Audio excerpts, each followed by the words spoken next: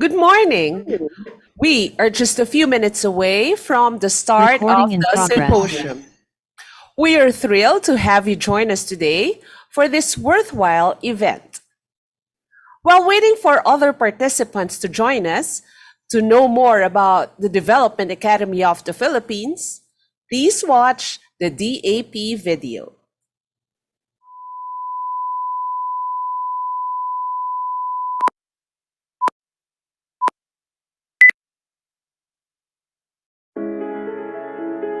After 45 years, the Development Academy of the Philippines has much to be proud of.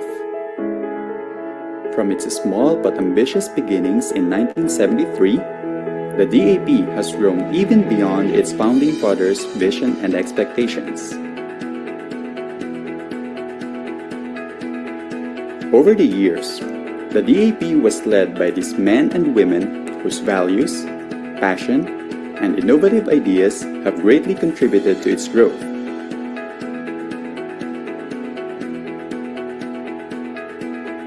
Their competent leadership laid the foundation for the DAP's place in history. Initially, the DAP was created to train career executive service officers in government. Later, the mandate has also included strategic and policy-oriented research and idea generation, in essence being the think tank for the government. It was a good connection. What started out as small ideas have today become institutions in themselves. They were innovations that identified needs and offered solutions, and which now continue to serve the public in many different ways.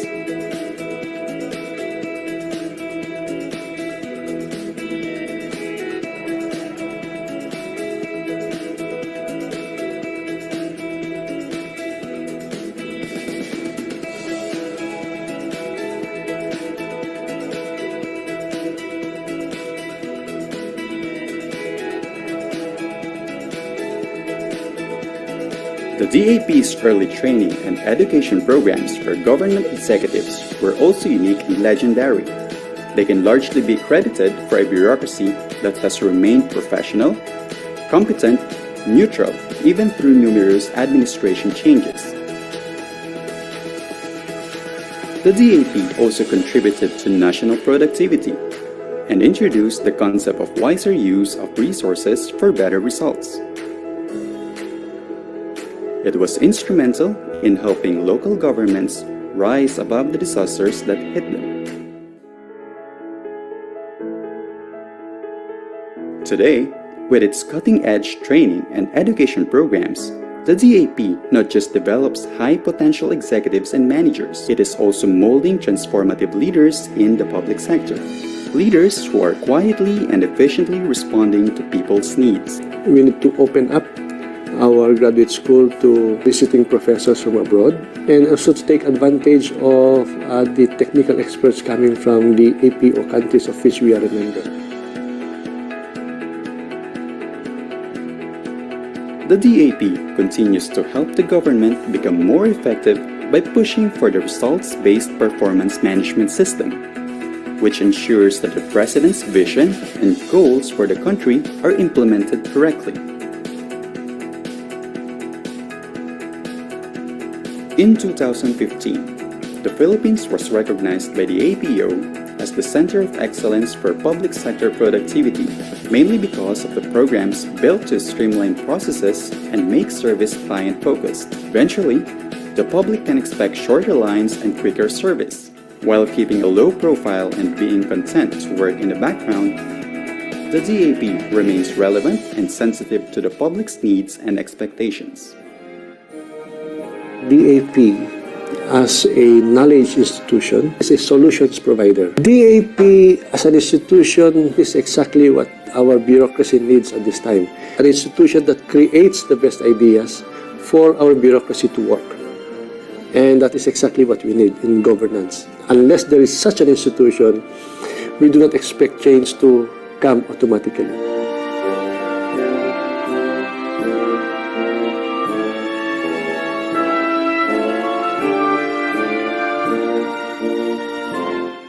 After 45 years, DAP's founding fathers must really be smiled.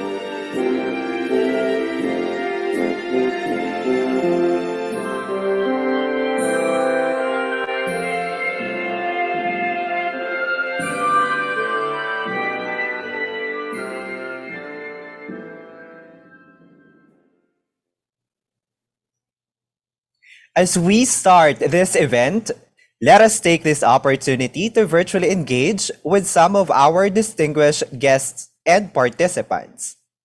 We have representatives from various government agencies, the private sector, civil society, and academe who have joined us today. We are very honored to have you all with us today.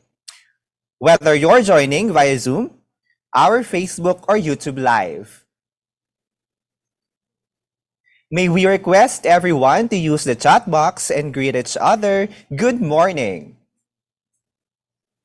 We understand that we may not be able to see each other in person, but we can still make this virtual event more interactive by engaging with one another through the chat box. So please take a moment to type in your greetings in the chat box, and let's start the day with a warm and positive atmosphere. And don't forget to include your name and organization in your greeting so that everyone can get to know each other better. All right, so let's take a few seconds for everyone to greet each other. Magandang umaga po. Good morning sa ating lahat. Ayan, naglalagay na po sila sa ating chat box. Good morning. All right. Thank you for participating and expressing your warm morning greetings to each other.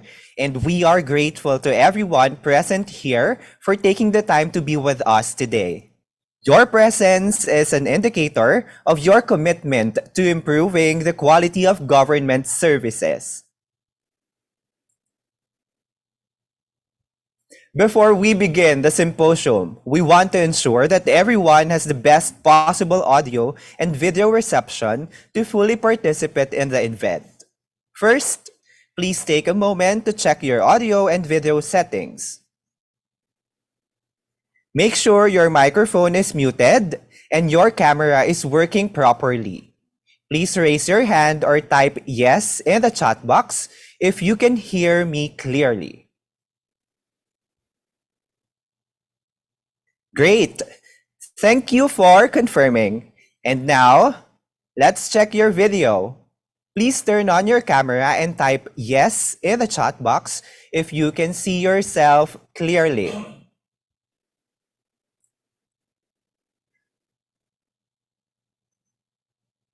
All right, now, please raise your hand or type yes in the chat box if you can see me clearly.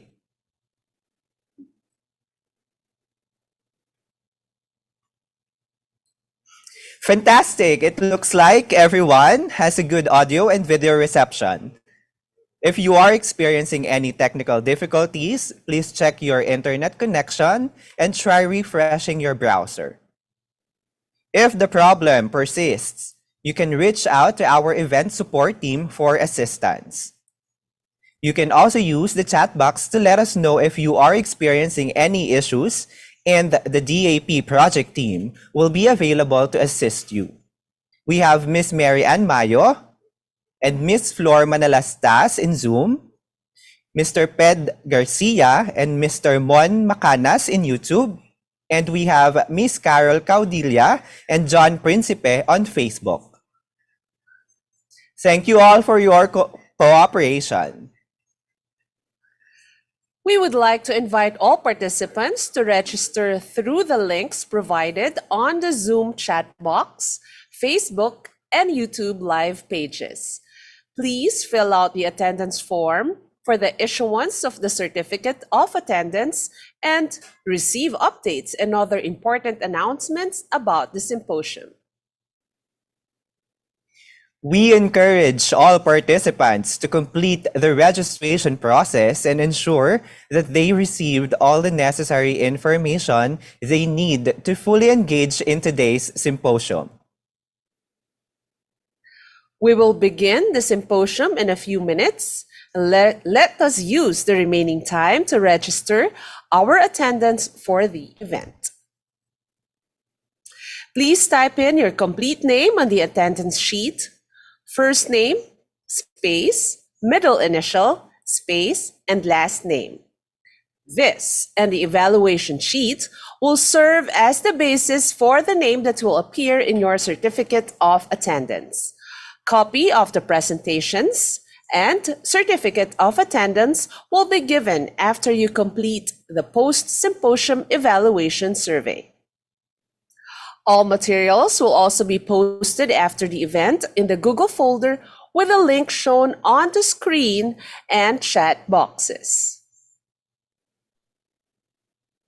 You may also use the registration time to invite your colleagues and friends to join us.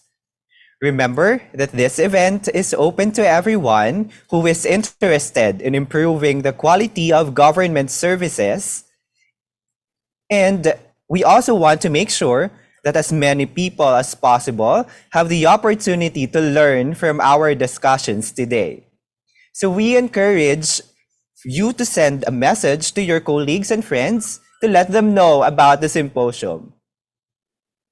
Share the registration link or simply tell them to search for the Government Quality Management Program's 4th Symposium on Institutionalizing Service Quality Standards. Let's make sure that we are reaching as many people as possible and encouraging everyone to join us in this important discussion. Help us grow our viewers. Currently, we have 778 participants in Zoom, 64 in Facebook, and 96 in YouTube. In the meantime, let us watch the Service Quality Standards or SQS 2022 throwback video.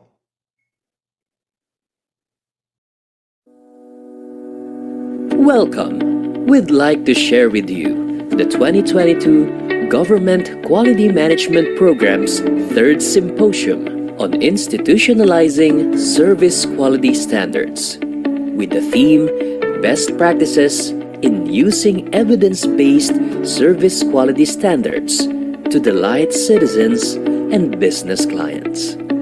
This symposium aimed to raise awareness on the whole of government satisfaction score and expectations given by businesses during the pandemic. It was one for the books, and we're excited to take you on a quick journey through some of the highlights. Participants from various public sector organizations came together to learn how evidence-based inputs from businesses can improve the design and delivery of frontline government services in the new normal. Throughout the symposium, speakers shared their experiences and insights in using client-based service standards for improving service design and delivery.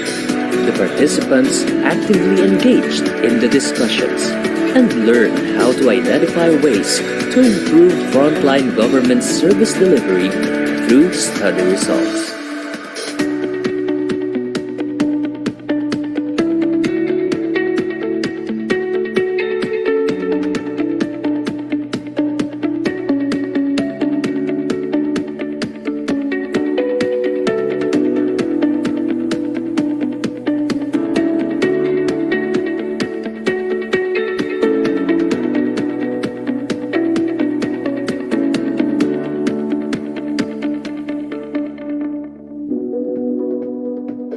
The symposium closed with some inspiring remarks from the organizers and a big thank you to all who participated.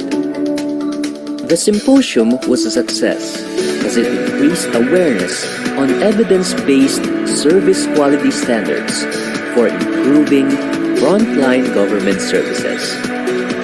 The participants left with valuable insights and best practices to apply in their respective organizations. Thank you for joining us in this journey to promote service quality standards and deliver excellent service to our clients. Together, let's continue to delight citizens and businesses through evidence-based service quality standards. We hope to see you at next year's event.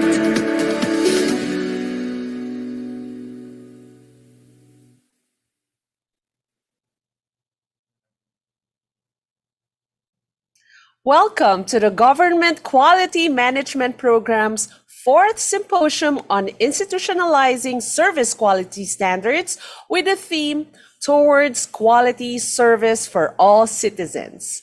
Mabuhay at magandang umaga po sa ating lahat. We would like to extend a warm welcome to all of our distinguished guests and participants from various government agencies, private organizations, and academic institutions. We are thrilled to have you with us today, and we are excited to have such a diverse group of participants all committed to improving the quality of government services. I am Maria Veronica P. Angeles, you may call me Nina, and I am joined by Edmond G. Legua, or you can call me Eds. And we will be your hosts for this morning's event. Good morning, everyone. It is my pleasure to be co-hosting with you, Miss Nina, and we are delighted to have you, all of our participants here today for the symposium, which is being organized by the Development Academy of the Philippines, Productivity and Development Center, or DAP-PDC, through the Government Quality Management Program, or GQMP. We have a very exciting program lined up for you. And now, to start the program, let's play the invocation video and take a moment to pause and give respect to our faith as we start the symposium with a prayer.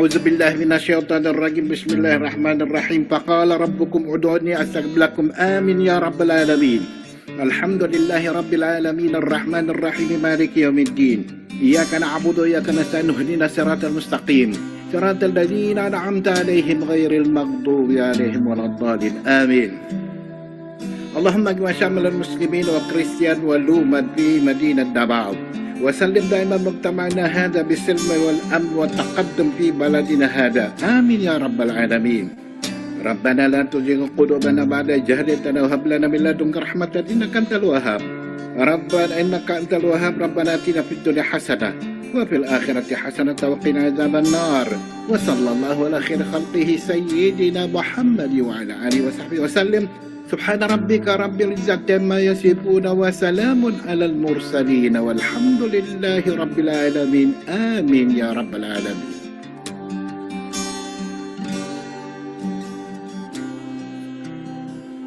In the name of the Father, Son, and Holy Spirit. Amen.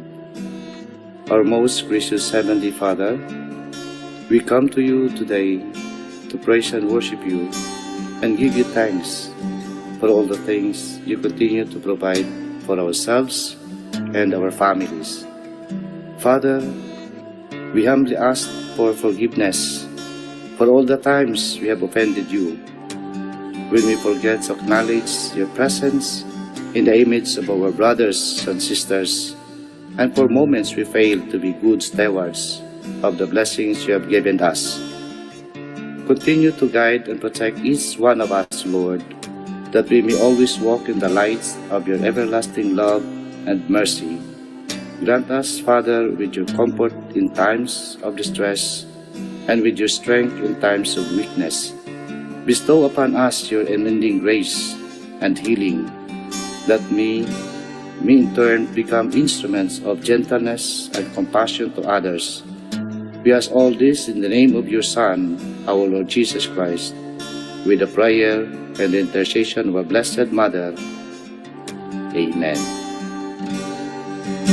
Manama, mawantog ka. Warag po ko iling ko'y ko. O Diyos, kahibulungan ka. Busa ikaw lang ang simbahon ko. Busa ikaw lang ang alagaran ko.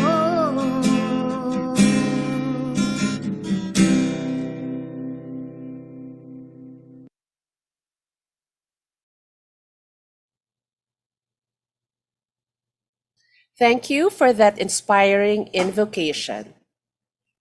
Now, before we proceed with the program, we would like to remind everyone of the house rules to ensure that the symposium runs smoothly.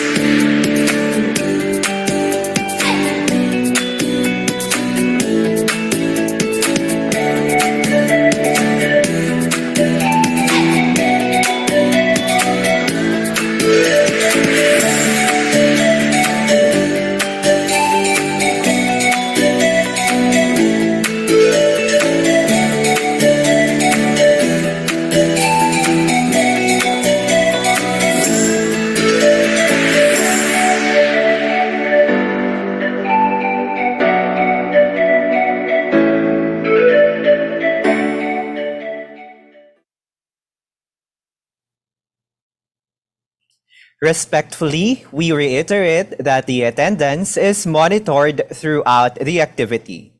Make sure that you have logged in to the attendance Google form. Please note that this will be one of the bases for the issuance of the certificate of attendance. There will be a designated question and answer portion later.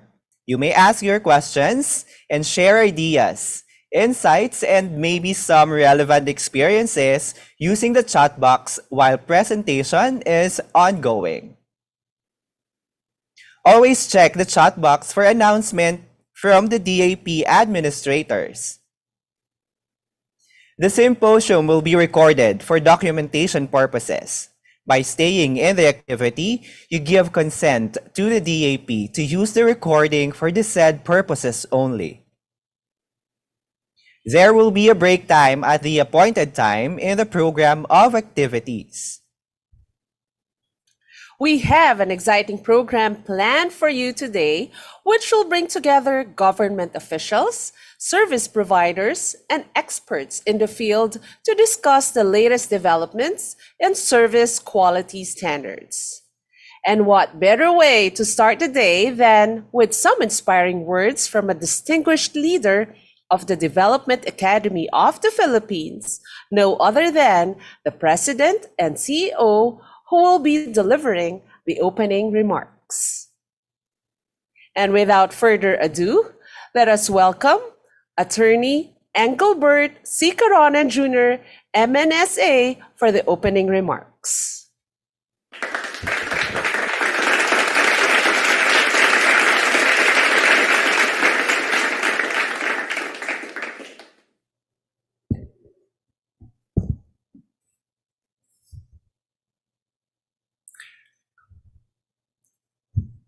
Good morning to our distinguished guests, DBM Secretary Amenah F. Pangandaman, DBM Assistant Secretary Achilles Bravo, our speakers, Metropolitan Waterworks and Sewerage System Administrator Leonor Cleofas, the head of Manila Water Company's Enterprise Regulatory Affairs Group for the East Zone, Attorney Jo Christine K. Herona Celera, DAP Director Monica Saliendres, and DAP Project Officer Ms. May Labukay, government officials, employees, and participants from the private sector. I am delighted to welcome you to the 4th Government Quality Management Program, or the GQMP Symposium for the Service Quality Standards. Before we dive into the details of the symposium, I would like to share a scenario highlighting the importance of providing quality service to citizens. During the height of the pandemic, we witnessed a group of frontliners who were working tirelessly to serve the public. They were medical professionals, law enforcement officers, and government employees who risked their lives every day to keep us safe and healthy.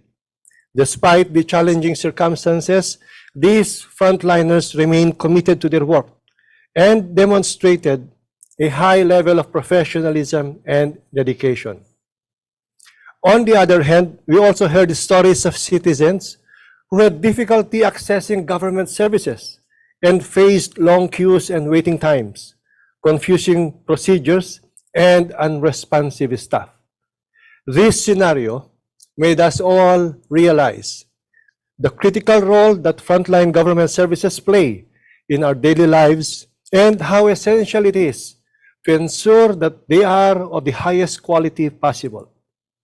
It is not just about meeting citizens' needs, but it is also about building trust and confidence in the government and its ability to serve the citizens effectively and consistently. And this is the very reason why we are here today, to share the results of the 2022 Whole of Government Citizen Satisfaction Survey, which is a critical component of the GQMP's goal to develop service quality standards for citizen-centered frontline government services. By adopting evidence-based service quality standards, government agencies and offices can improve their service delivery and meet the expectations of citizens and businesses. This symposium is particularly timely with its theme towards quality service for all citizens, which is aligned with the goal of the Philippine Development Plan 2023 to 2028, which states that government agencies and offices are enjoined to adopt evidence-based service quality standards to improve their service delivery. To date, 3 symposia on service quality standards were successfully conducted. In 2019, the first GQMP Symposium on measuring service quality of frontline government service. In 2021, the second Symposium on institutionalizing service quality standards, working together to meet citizens' expectation in the frontline service. And last year, 2022, was the third Symposium on institutionalizing service quality standards, best practices in using evidence-based service quality standards to delight citizens and business clients. As we proceed with the discussion and presentations for today, I encourage you all to participate in the symposium by sharing your ideas, thus contributing to the development of a citizen-centered frontline government service that meets the expectations of all citizens. We want to hear from you. We want to learn from your insights. Together, let us learn and collaborate toward our common goal of institutionalizing evidence-based service quality standards across all levels of government. And to further emphasize the importance of this goal, allow me to share a story. During a flood emergency, a government employee risked his life to serve his fellow Filipinos in the rescue mission to save stranded people despite the huge flash floods. When asked why he did it, he simply replied, "Kailangan natin magtulungan para sa bayan." It was a simple but meaningful drive to action. This bayanihan spirit is at the heart of citizen-centered public services. It is embedded in our culture. As public servants, we are called to provide the best possible service to our fellow citizens, always looking for ways to improve and innovate, and even going beyond what is expected of us, or sometimes making sacrificial contributions, like the employee in the story. We have a responsibility to our fellow citizens to provide them with the best possible service, and we cannot afford to let them down. Thus, the GQMP will continue to work hard, as it did in 2018, to complement various efforts such as sharing valuable inputs with the Technical Working Group of the Anti-Red Tape Authority for the Report Card Survey, or the RCS, and the development of a harmonized client satisfaction measurement, or CSM, all aimed at helping improve service delivery performance at the agency level.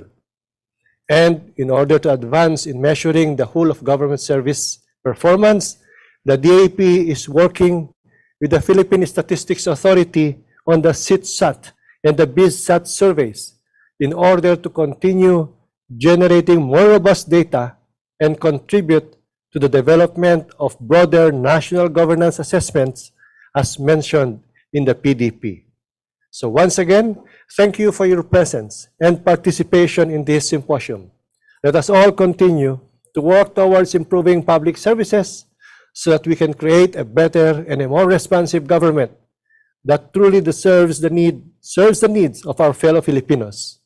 Together, let us all work towards sapat at mahusay na serbisyo. Magandang umaga sa ating lahat.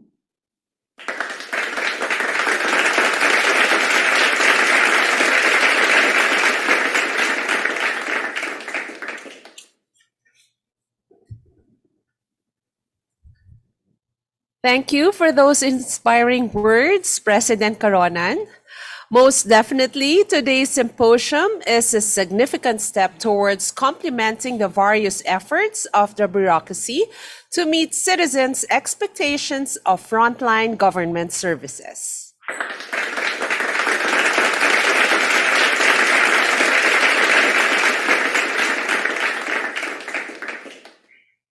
That is right. Our theme is anchored on the goals of the Philippine Development Plan, or PDP 2023 to 2028.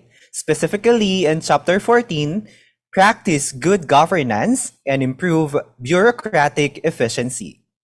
The government seeks to develop broader national government assessments using the whole of government citizen and business satisfaction surveys conducted under the Government Quality Management Program, or the GQMP. And with that, we would like to give a warm welcome to our keynote speaker, who is the Secretary of the Department of Budget and Management, or DBM, and Chair of the Government Management Committee, GQMC. We would like to again call on DAP President Caronan to introduce her.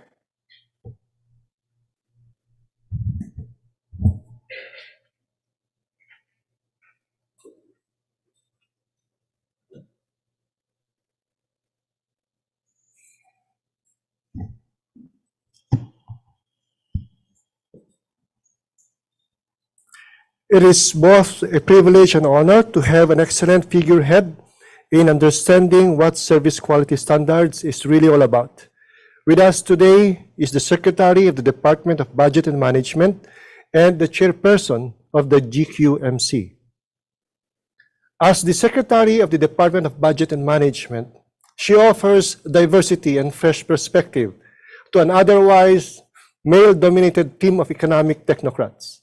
A Maranao with roots in the South, Pangandaman always aims to give Mindanao a voice in her capacity as public servant. Having served as the legislative, executive, and central bank, he has a deep understanding of the Philippine bureaucracy, especially the economic sector. Pangandaman is not new to the budget process. She was the undersecretary at the DBM during the Duterte administration. Acting as the functional group head of the Office of the Secretary, she pushed for critical budget reforms such as the Green program. As DBM chief, Pangandaman vows to pursue prudent management of the government's fiscal resources, the modernization of the budget system, incorporation of sustainability and green principles in government spending, and the promotion of inclusive and sustainable economic growth. She has a degree in economics from the Far Eastern University and a diploma and master's degree in development economics from the University of the Philippines. She was pursuing her executive master of public administration from the London School of Economics, but is currently on leave to serve the DBM. And prior to her appointment as the budget chief, Secretary Pangandaman served as Assistant Governor, concurrent Head of Strategic Communication and Advocacy, and Executive Offices Coordinator at the Bangko Sentral ng Pilipinas, championing financial inclusion and digital transformation. Would you please join me in welcoming Secretary Amenah Pangandaman.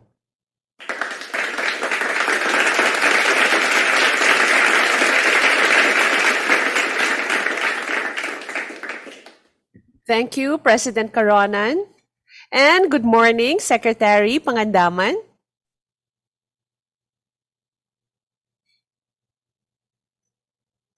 Good morning, Secretary.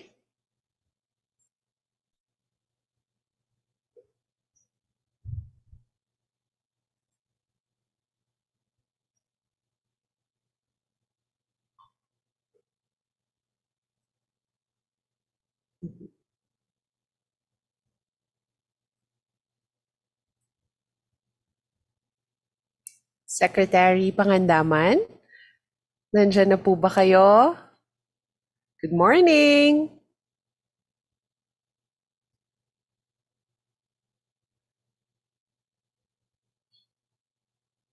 We cannot hear you po, ma'am. There's no audio.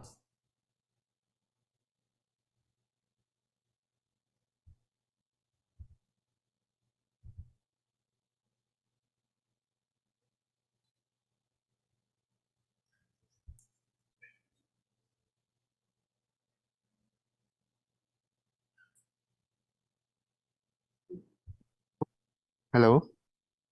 Yes? Hello? Yes po. Can you Yes, hear good us? morning. Yes. Okay na. Yes. So everyone, let's all welcome again Secretary Pangandaman. Okay, again, from the top. Good morning to all my fellow government officials and employees joining the 4th Government Quality Management Program Symposium on Service Quality Standards. Assalamualaikum warahmatullahi wabarakatuh. Thank you, Development Academy of the Philippines, headed by President and CEO Attorney Engelbert Caronan Jr., for implementing development-oriented programs and capacitating civil servants and private individuals to better serve the Filipino people. I am confident that with your programs, we are truly working hard towards quality service for all citizens. With this theme in mind, I strongly encourage a whole of government approach to executing quality service. We must realize that one department or agency cannot deliver quality service on its own. Let us not work in silos. We must strive to align our efforts across all public institutions and ensure that holistic improvement is realized, all for the people we are sworn to serve. As we do this, we should also adopt and institutionalize evidence-based service quality standards in the bureaucracy and in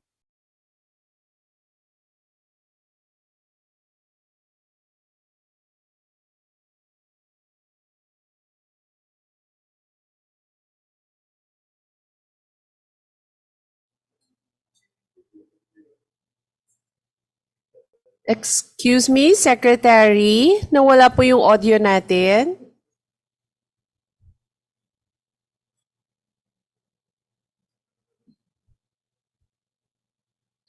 We lost your audio po.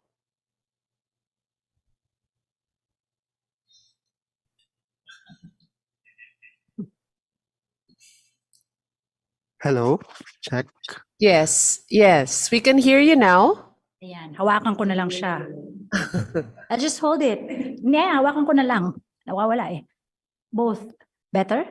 Okay. Yes, As we better do now. this, we should also adopt and institutionalize evidence-based service quality standards in the bureaucracy. And in doing so, we should uphold the objectives of the Quality Management Program, or the GQMP, including the promotion and enhancement of public sector performance, the development of an institutional infrastructure that will provide certification with international accreditation, and the establishment of the Citizens Charter of key government offices, among others.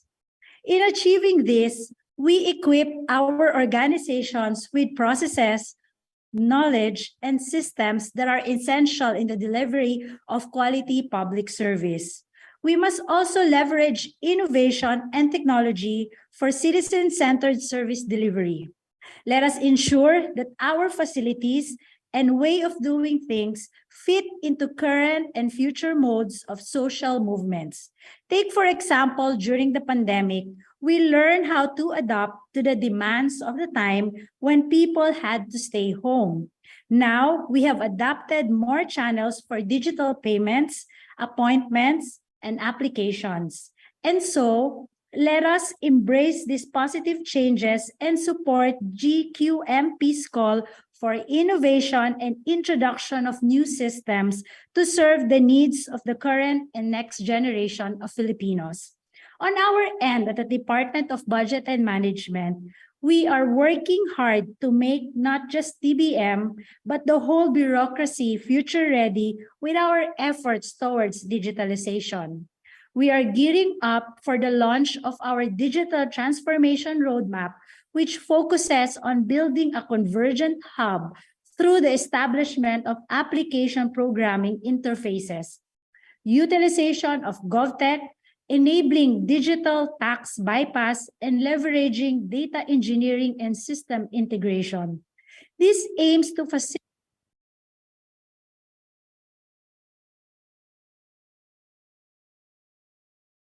manual transactions, promote fiscal transparency, and prevent red tape.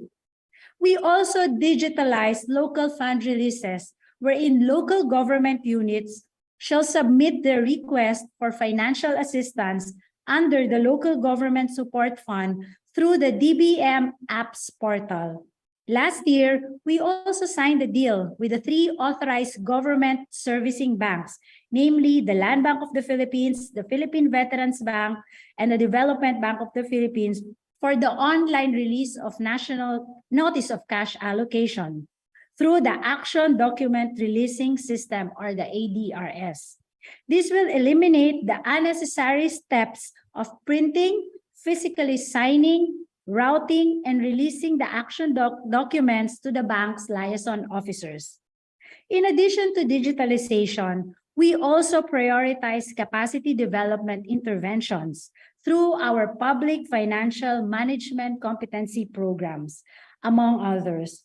We enhance the technical competencies of PFM workers who do the budgeting, procurement, accounting, auditing, and cash management. We also engage the Bangsamoro Autonomous Region in Muslim Mindanao, or BARM, PFM practitioners, and middle managers from the Parliament to help them in developing effective laws and decisions for the Bangsamoro. I am also glad to note the ongoing technical assistance of DAP as we develop an asset management competency framework for the public sector. As you know, this is part of the implementation of the Philippine Government Asset Management Policy, PGAMP, which articulates the need for capacity development framework for asset management. We are grateful to the DAP team for its assistance and the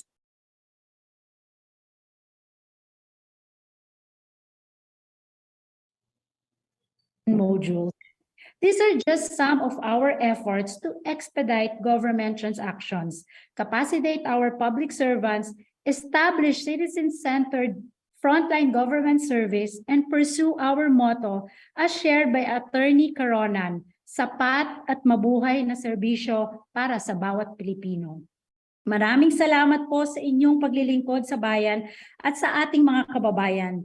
Together, let us continue to work in pursuit of our agenda for prosperity through quality service that the Filipino people desire and deserve. Mabuhay po kayong lahat. Wabillahi taufiq wa hidayah. Wassalamualaikum warahmatullahi wabarakatuh.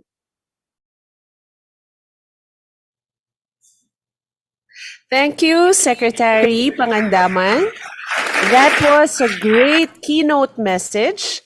She provided us with valuable insights that will guide us in our discussions today.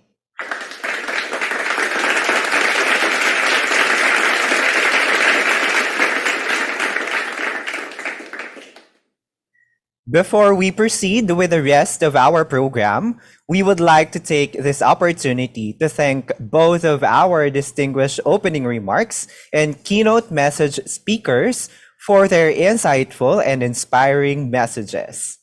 Can we give them a virtual round of applause, please?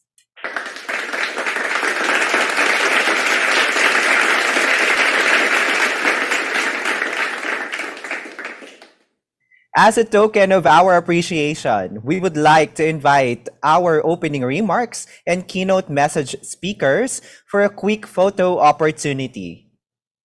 We will now proceed with a virtual photo opportunity with our distinguished guest speakers. We would like to invite everyone to turn on their cameras and get ready for a quick snapshot. Once our speakers are on the screen, we will count down from 3 and take a photo. Please make sure that your cameras are turned on and positioned properly. Thank you, and let's get ready for the photo opportunity.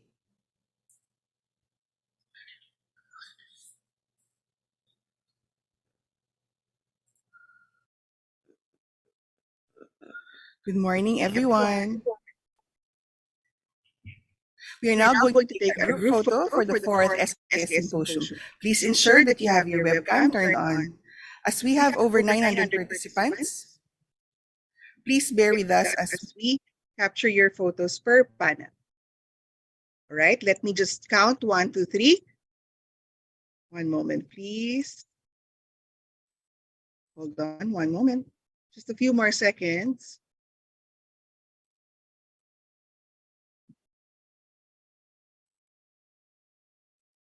Okay, kindly bear with me. We have 10 more panels.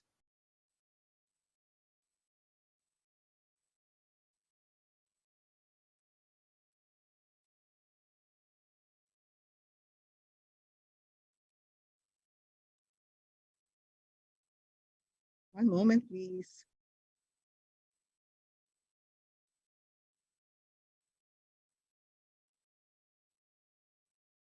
Okay, please bear with me.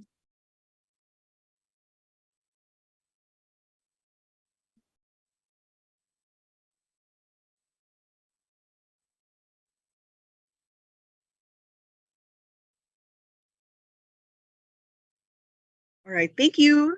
And we hope to see you in our program until later.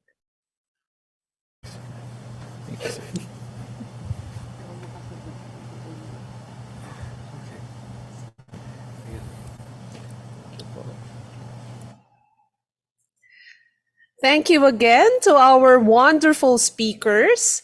And we are truly grateful for your time and valuable contributions to this event. Now, let's dive deeper into the details of this symposium.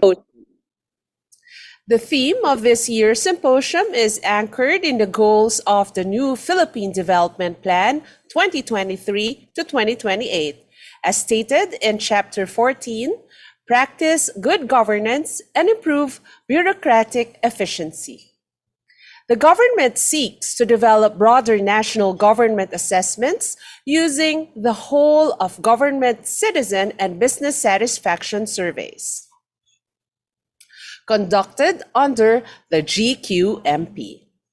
And through this event, we aim to push for the institutionalization of service quality standards for a citizen-centered frontline government service. The symposium will seek to tackle the value and challenges of this huge undertaking, and the first half of the symposium will discuss the key results of the recently concluded Whole of Government Citizen Satisfaction Survey. And the second half will highlight experiences and explore ways forward in using this information to help institutionalize the government approach in improving frontline service performance across levels of government. The expected outputs of the symposium is to, number one, increase awareness on the whole of government frontline service satisfaction scores and expectations given by citizens in 2022, and identify ways forward in institutionalizing evidence-based service quality standards among oversight agencies and other key stakeholders. It is now time for the presentation of the key results of the 2022 Whole of Government Citizen Satisfaction Survey, or CITSAT for short. Our speaker for this session is no less than the project manager for the 2023 Service Quality Standards, or SQS, Ms. Ira May D. Labukay. Ms. May is currently a project officer at DAP with the DAP PDC's Productivity Development Research Office, or PDRO. She is a professional survey methodologist and analyst with more than 20 years of experience in quantitative research methods and data analysis and in the management of surveys in the area of social development. She has conducted more than 100 survey projects in the Philippines since 2003.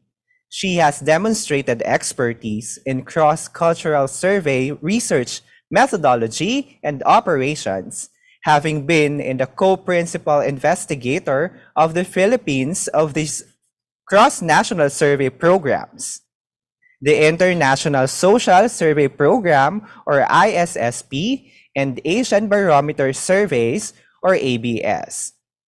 She was also the country director for the Philippine round of the Gallup World Poll 2015 to 2020. She was previously the lead methodological expert and data analyst of social weather stations, or SWS, in the conduct of household surveys on good governance, rule of law, access to justice, human rights, youth participation in governance. The CITSAT is an essential tool that provides the government with basic information to identify service quality standards and priorities for service improvement. Everyone, please welcome Ms. Ira May Labukay.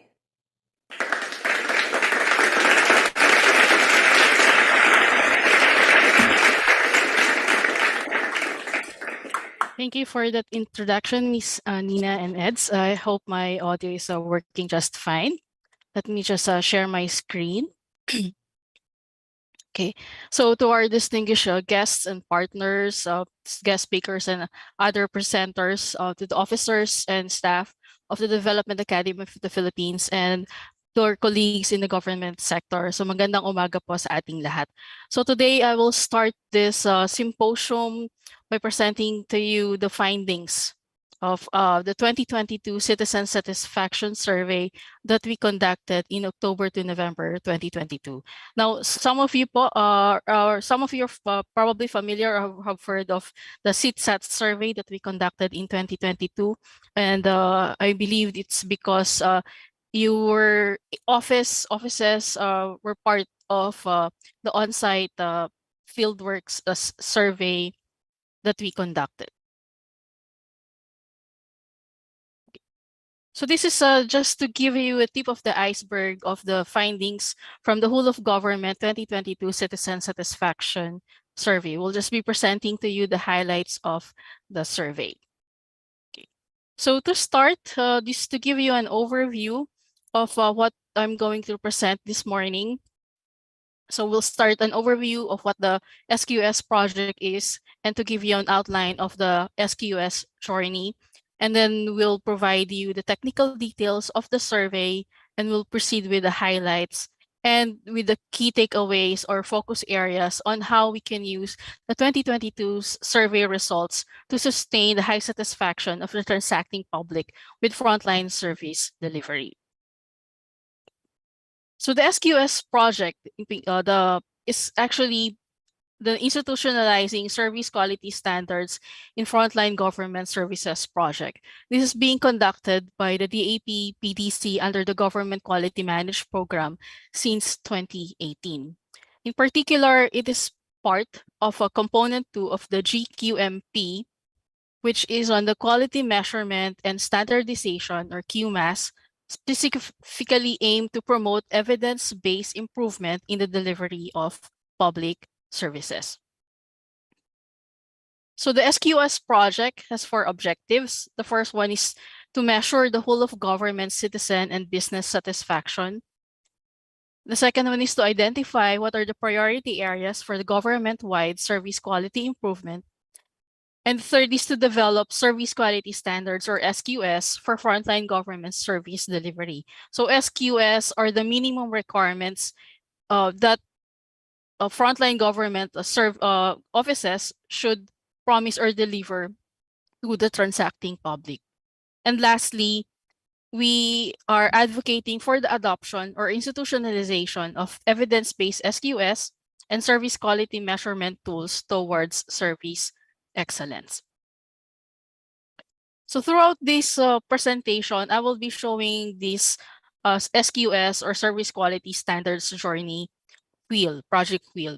So this starts with the measurement, and this will be based on the measuring citizen satisfaction using the surveys. And what follows is the prioritization. So I will be presenting key findings on where do citizens and businesses want us to be. So we will determine what are their expectations and their priorities. And then we will delve deeper into how will we get there. I will be showing to you a matrix that we can use to set and develop service quality improvement plans. And lastly, implementation. So key takeaways from the survey and how do we make it happen to implement, monitor, measure, and ensure accountability of frontline government, agency, and staff. So this is the model that we've been implementing since the project started. So we start with measurement. Where are we now? So we use this to measure satisfaction of the citizens. But before we go to the survey findings, just to give you an overview of the technical details. So the survey was conducted in 4 highly urbanized cities: in Quezon City to represent NCR, Angeles City, and San Fernando City in balance of Luzon outside NCR, in Cebu City, and in Davao City.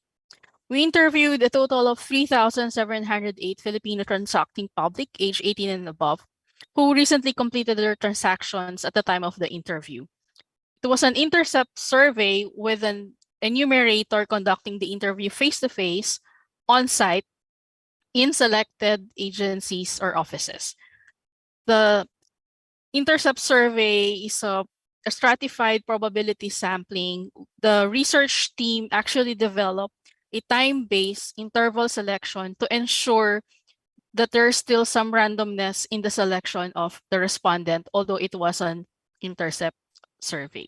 So the survey covered 11 national government offices, which we clustered into civil registration agencies, the licensing regulation agencies, and social and welfare services. In addition to these clusters, we conducted surveys in one-stop shop facilities across the study areas. And we also conducted interviews at the local government levels, particularly at the city government departments and in selected barangays in the highly urbanized cities we covered. So we go to the highlights. So based on the survey, there were slightly more transacting publics that we interviewed, 58% versus 42% males. And in terms of their age composition, almost all are of age of 18 to 44. And we also interviewed a subset of 30% who are pre-retirees or senior citizens. In terms of education, at least half of the respondents attended high school, and 61% of them were working or they were with livelihood at the time of the interview. So we asked the respondents what was the purpose of their most recently completed transaction, and 88% of them answered that it is for their own personal purposes. We also allowed for respondents to answer on behalf of those family members. So the main purpose of their transaction is for the application, meaning the renewal or application for new permits, license, certificate, or passport, or accounts. That's closely followed by those who applied or received financial aid or support program. So that's 19%. This being as a face-to-face survey, of course, all respondents use face-to-face or personal visit as a form of transaction. But we found out that in addition to having conducted face-to-face transactions, 1 out of 3, 37% of the respondents also had to consult or use the agency website or an applications to process their transaction.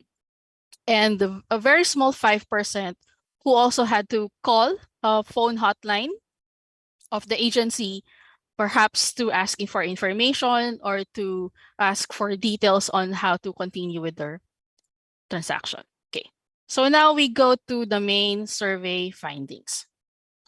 So based on the 2022 Citizen Satisfaction Survey, we obtained a 96.96 overall government to citizen or G2C satisfaction score. So the 96.96 is actually composed of 55% who were very satisfied with their most recently completed transaction and 42% who were satisfied with their transaction. We noted 2% who were neither satisfied nor dissatisfied with their transaction, and a very small 1% who were dissatisfied with their most recently completed transaction. So the 96.96% in 2022 is the highest in the series that we've recorded so far. We first conducted the Citizen Satisfaction Survey in 2018, done face-to-face, and we obtained an 86.93 at that time. During the pandemic, we conducted an online survey, and we recorded a 70.14 satisfaction score. So for 2022, this is the third round of the survey. So we scored a 96.96%. We just want to caution that when we are comparing the satisfaction scores, we would like to focus on comparing the face-to-face surveys conducted in 2018 and 2022. Okay. So in terms of area, we noted here that satisfaction score, it's a high across all areas. It's 96, 97, 98% in all areas. But if we disaggregate the findings to those very satisfied and satisfied, we will see clear patterns. For instance, the proportion of those who are very satisfied is highest in Angeles City, 64%, compared to Quezon City and in Davao City. We also noted that in Cebu City, this is the only area where minority of the respondents were very satisfied with their transaction. In terms of agency cluster, we noted that respondents who have had transaction in civil registration agencies and in one-stop shops are more satisfied than those who have transacted in social and welfare services and licensing and regulation agencies. In terms of mode of transaction, okay, again, the overall satisfaction score is high regardless of what modes that they use to transact. But if we are only going to consider those who are very satisfied, we see that there's a higher satisfaction among those who have had transactions using agency websites or apps than those who have transacted face-to-face or in personal visits. And though the proportion of those who are very satisfied is lowest among those who have transacted using the phone hotlines. That's only 46.3%. So now you're probably asking, what drives citizen satisfaction? So for this survey, we conducted 2 levels of analysis. The first level is, of course, we had to ask the respondents directly what were their reasons for being satisfied or dissatisfied with their transaction. And we also conducted another layer using statistically derived, what we call the drivers analysis.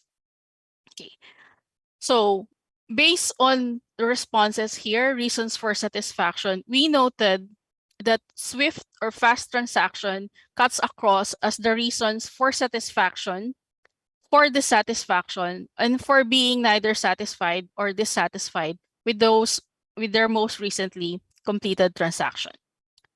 For instance, 59% of the respondents were satisfied because their transaction was fast, or they completed their transactions very swiftly.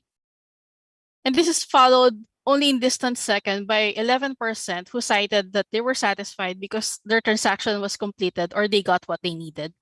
And another 11% who were satisfied because their transaction or the process that they have undergone was smooth, hassle-free, or organized. And their main reason for dissatisfaction was that the transaction was slow.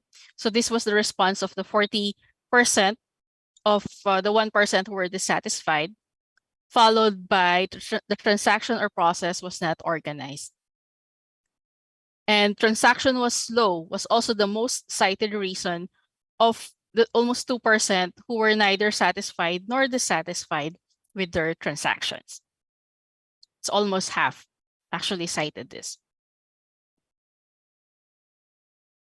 Okay, so we found out from the survey that timeliness or the swiftness of the transaction is a main factor that contributes to customer satisfaction or the satisfaction of the citizens. So what specifically about the timeliness that that we are looking for? So these are the key drivers of citizen satisfaction. So out of the 19 statements or attributes that we tested, we found out that these are the key drivers that contribute to satisfaction. The main factor that contributes is clear transaction processes, followed by reachable and responsive hotlines, and getting what they needed or applied for. The correctness of documents is also a key driver, followed by the overall amount of time to complete a transaction, and then orderly queuing system, and then there's this one item on there's reasonable service fee or payment, reasonable waiting time, and clean facilities. A closer look at the key drivers, we found out that of the 9, 5 actually pertain to efficiency or streamlined processes, timeliness.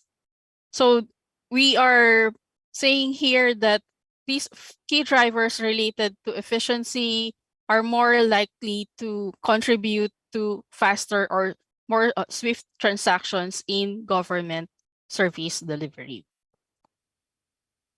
Okay, so now we continue with the SQS journey. So we found out that there is a high satisfaction score among the citizens. But where do citizens want us to be? How do we prioritize or meet their expectations?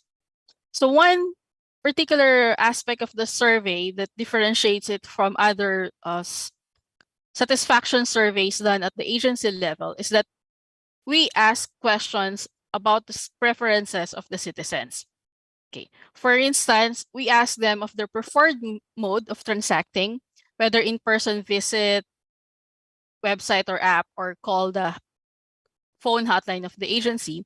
And we found out that 4 out of 5 of the citizens would still prefer to conduct or transact with government agencies through face-to-face or in-person visit. In fact, if we look at it by area, preference for in-person visit is strongest in Cebu City and Davao City. Alternatively, preference for website or app, it's slightly higher in Quezon City and in Angeles City. We also ask about the preferred mode of submission of required documents. And we found out that 3 out of 5 would still prefer to submit paper forms or in printed forms. And you have 27% who would prefer electronic forms and 7% who would prefer to just email the forms required. So the preference for paper forms is particularly higher in Cebu City and Davao than in Quezon City and in Angeles City. Okay. So I want to highlight here in Quezon City that 1 out of 3 would prefer to submit electronic forms over paper forms. And in their preferred mode of payment, so we will see here that there is also a strong preference for payment in cash. So that's 3 out of 5 would prefer to pay in cash. And you have 22% who would prefer to pay using the mobile financial services like GCash or PayMaya, and 11% would like to pay online. So preference for mode of payment in cash, presumably through the cashier's office, is stronger in Cebu City and Davao City. So this survey also asks about transaction thresholds. So we ask about timeliness thresholds. So as we've mentioned earlier, one of the key drivers of satisfaction is really the timeliness and the swiftness of the transactions. So we ask questions about the minimum and maximum expectations of respondents about timeliness. Okay, so just to note, the transaction thresholds that we will be presenting here are for all transactions. So for instance, these are their expectations on the minimum and the maximum number of days to complete a transaction. So on average, a transacting citizen expects 1.53 days to complete their transaction, but they are willing to allow up to 4 days maximum complete a particular transaction. So the minimum expectations is slightly higher in Quezon City than in other areas.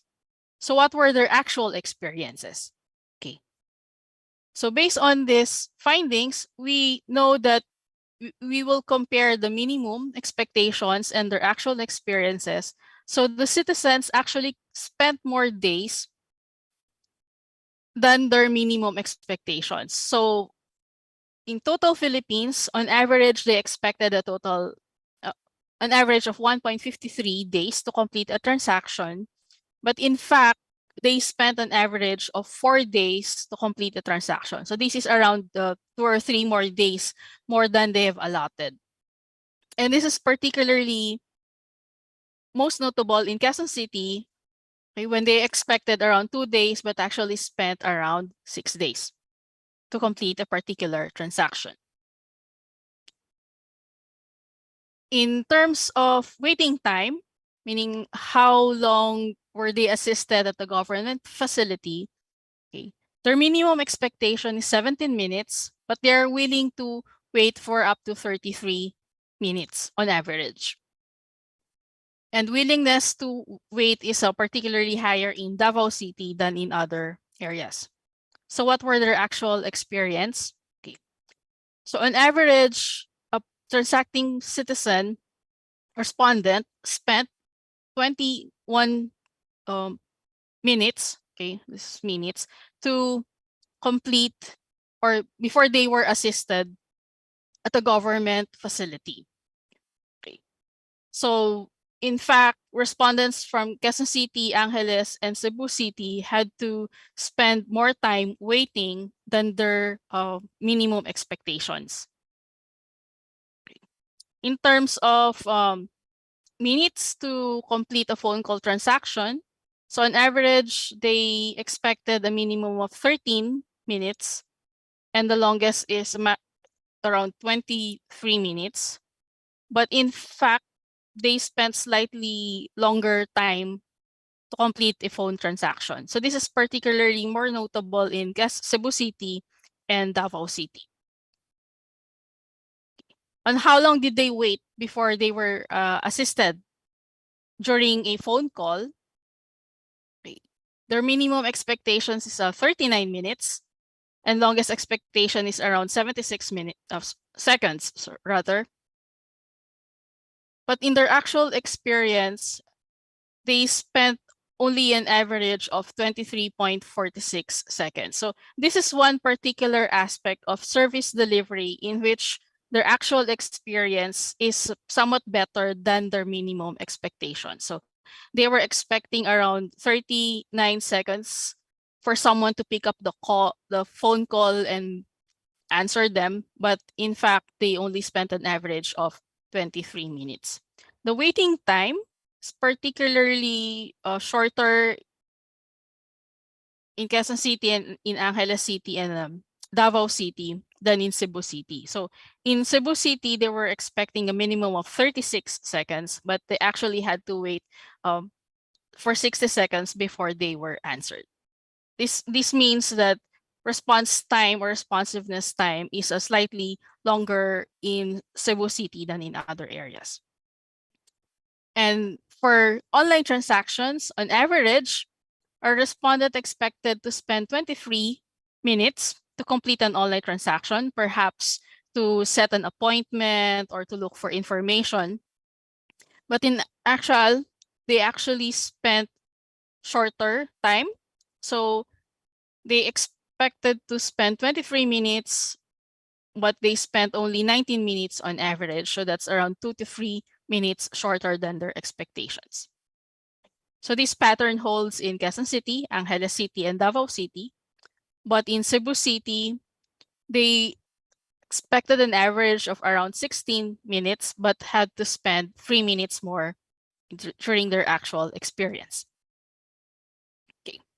So some of you may say that the respondents could easily have looked at the Citizens Charter to see or to look at the number of days, for example, that a process would be completed. But we found out from the survey that only 25.74% of the respondents actually know what a Citizens Charter is, and they saw this at the office's Citizen Charter. By and large, 61% they do not know what the Citizen Charter is, and they did not in fact see it in their offices. There are those of few who know what the Citizens Charter is, but they did not see it in this office's Citizen Charter. Of the 25.74% who are aware and who saw the office's citizens charter, okay, there's 1 out of 2 who said that the charters were very visible or easy to see. And then you have the remaining half who had some difficulties or who only found it somewhat visible. Okay, so the next part of the SQS journey is the planning. How do we get there? So we now set the targets and then develop the service quality improvement plan. So we will now identify the priorities for improving service quality. So here in this table, you will see the importance performance matrix. This is an analytical tool that the SQS project uses to identify what should be the priority service attributes to improve on or to maintain. So in quadrant 1, here in this table, you will see the intersection of the importance of this particular service attributes and the performance or the satisfaction of the citizens with these particular attributes. For instance, in quadrant 1, so this is a high importance, high satisfaction quadrant, meaning the respondents rated this as very important in service delivery, and they also gave higher satisfaction for these service quality attributes. So these are the core strengths, and it should be further maintained. In quadrant 2, you will see here the critical gap quadrant.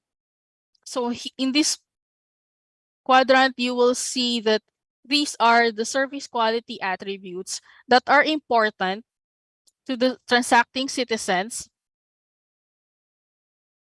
but these rated low in terms of satisfaction. So it's important, but they were not really satisfied with these particular service quality attributes.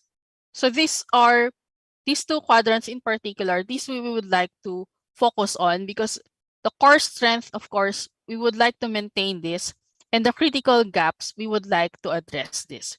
So I just want to point out here to show an illustration, reachable and responsive hotlines.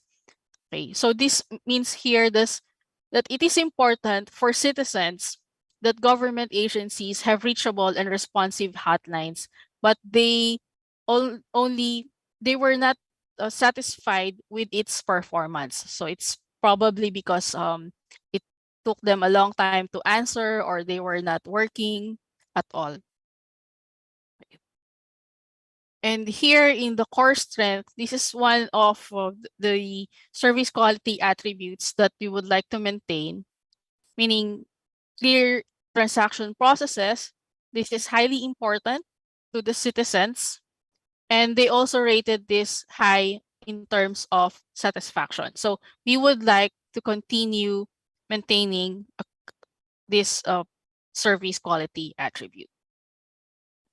Okay. So now we are completing the SQS journey. We are now into the implementation stage. So given the survey findings and the prioritization, how do we make it happen? How do we implement, monitor, measure, and ensure accountability? So we go to the focus areas. We would like to sustain the high satisfaction of the transacting public with government service delivery. So to summarize, we have a very high satisfaction score, 96.96 G2C score. And we found out that the key drivers of satisfaction are all related to efficiency, meaning more efficient, more streamlined process equals faster, swifter transaction for the transacting public. So we found out based on the survey that the transacting public favors fast transaction, but there's more of a disconnect. Waiting times exceeded minimum expectations for some of the thresholds in terms of timeliness. Citizens' Charter would have been helpful to streamline the process if many are aware and if the Citizens' Charter is visible at all in the offices. And another key finding is that there is a strong preference for in-person transactions and modalities, So this translates to a suggestion that IT enable most transactions, particularly in queuing, submission, and payment, and implement properly. But we should not also forget about the digitally disconnected. So these are mostly the elderly, those with lower education, those from rural areas who also have to transact with government. This should be also a consideration that a significant proportion of the transacting public are IT illiterate or they don't have access to internet. So they won't be able to access, for example, a website to submit a form or to set up an appointment or to use mobile financial apps like GCash or Paymaya to process their payments. And based on these findings, we are suggesting 4 ways on how to address the service quality gaps. The first is to minimize delivery gap by being responsive. The second is, of course, open the communication and make it available at all modes and time. There's also a suggestion to have a transparent policy in terms of payment and the fees. And lastly, we are suggesting that all frontline staff be competent, knowledgeable, helpful, and respectful. So how do we minimize the delivery gap by being responsive? As much as possible, we want to reduce the number of visits to complete a transaction. And if possible, this transaction be completed in within 1 day of visit. So it's not so time consuming. We have to consider the time allotted by the respondents. As you've seen from earlier slides, 2 out of 3 of the respondents are working. So imagine that they will have to take a leave of absence just to complete a transaction, and that's a lost opportunity or income for them if they are not on paid time leave. Okay. Of course, there should be a sufficient number of frontline government staff to ensure shorter queue or shorter waiting time. More staff means shorter waiting queue. There's also suggestion to adhere to an online appointment system and to provide more transaction points. So this is particularly pertaining to the having more offices or within the one-stop shop environment. We are also recommending to open communication and make it available at all modes and time. This, in particular, we would like to highlight the need for phone numbers, landline, and mobile to be reachable 24/7. And not only they should be reachable, but they should be functional. The social media platforms must be harnessed for more accessibility. We would like to highlight here that all Filipino internet users, around 60 or 70 million of them, are on social media. And we suggest that social media platforms be used for more accessibility for this set of transacting public. We should note that the transacting public are more likely to be internet users than those than having a landline telephone at home. And the third one is to have transparent policies in terms of public posting of exact fees and complete documentary requirements, and the transparency on the legal basis of fees. Of course, with all this, there should not be fixers. And the public should be informed on who to contact for complaints. And lastly, we are suggesting to address the service quality gaps in terms of the competence, the knowledge, the helpfulness, and being respectful of the frontline government staff. They should be able to provide accurate information, clear instructions, and complete requirements to the client. And of course, they should be approachable, patient, courteous in interacting with the client. In addition, there should be a quality check to ensure the correctness of the documents that they are provided. So all in all, these four major service quality gaps or recommendations, we hope should result in faster transaction times for citizens who transact with government. So that's the end of my presentation. Maraming salamat po.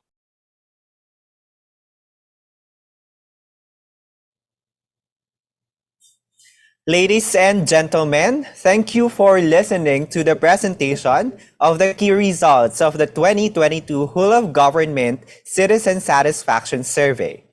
We hope you found the information she shared very helpful. Thank you very much again, Ms. Ira May Labukay.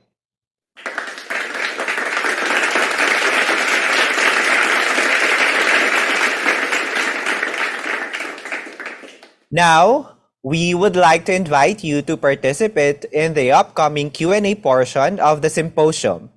If you have any questions or clarifications regarding the presentation of Ms. May, please feel free to type them in the chat box on Zoom, YouTube, and Facebook. Our team will be monitoring the chat box and will be collating the questions for the Q&A session. Rest assured that we will do our best to answer as many questions as possible during the Q&A session. Thank you, and we hope you will actively participate in this part of the symposium. And to delve deeper into this topic, let us welcome our next speaker, Ms. Monica D. Salientres. She will be discussing the topic Institutionalizing Service Quality Standards to Sustain Quality Service for All Citizens. Ms. Salientres is a fellow at the DAP. She is currently the director of DAP PDC's Productivity Development Research Office, or the PDRO. Her work experience includes program management, monitoring and evaluation, application of quality and productivity systems throughout the agro-industry and value chain, and benchmarking, among others. She conducted research work for the agriculture sector in the Philippines, India, Taiwan, Thailand, and Vietnam. She also serves as a faculty advisor and program representative for the Public Management Development Program, or PMDP, Scholars of the DAP, and has served as a Philippine Quality Award, or PQA, assessor for 3 cycles for both the public and private sectors. She has more than 25 years of experience with the public sector and holds a master's in public administration, majoring in public policy and program administration from the University of the Philippines, where she also earned her bachelor's degree in public administration. Our speaker will share with us her expertise on service quality standards, the importance in ensuring customer satisfaction, the benefits of using SITSAT in measuring and improving service quality, and ways forward to government-wide practice of service quality standards. Everyone, let us all welcome Director Monica D. Salientres.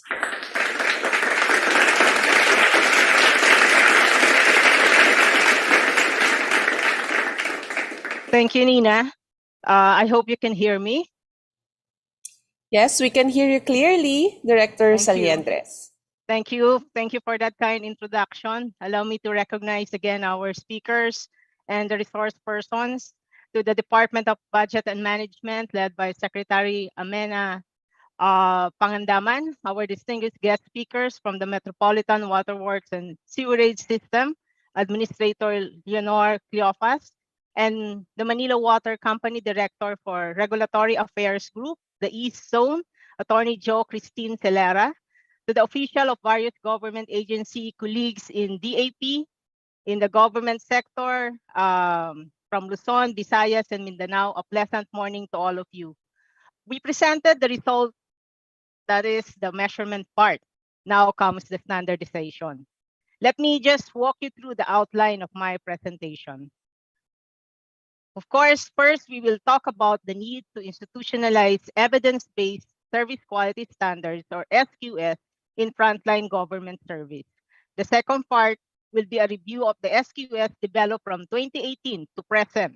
We will also dwell on the current mix of SQS as a result of the study conducted last year, including the result of the recently conducted focus group discussion to determine the indicators for each of the identified attributes. We will then move to how we plan to institutionalize at the macro level. And lastly, we would like to reiterate the support we need to make this happen. Okay, why do we need to institutionalize? Seeing the result of the 2022 CITSAT, one may think, is this true to all the units of the government?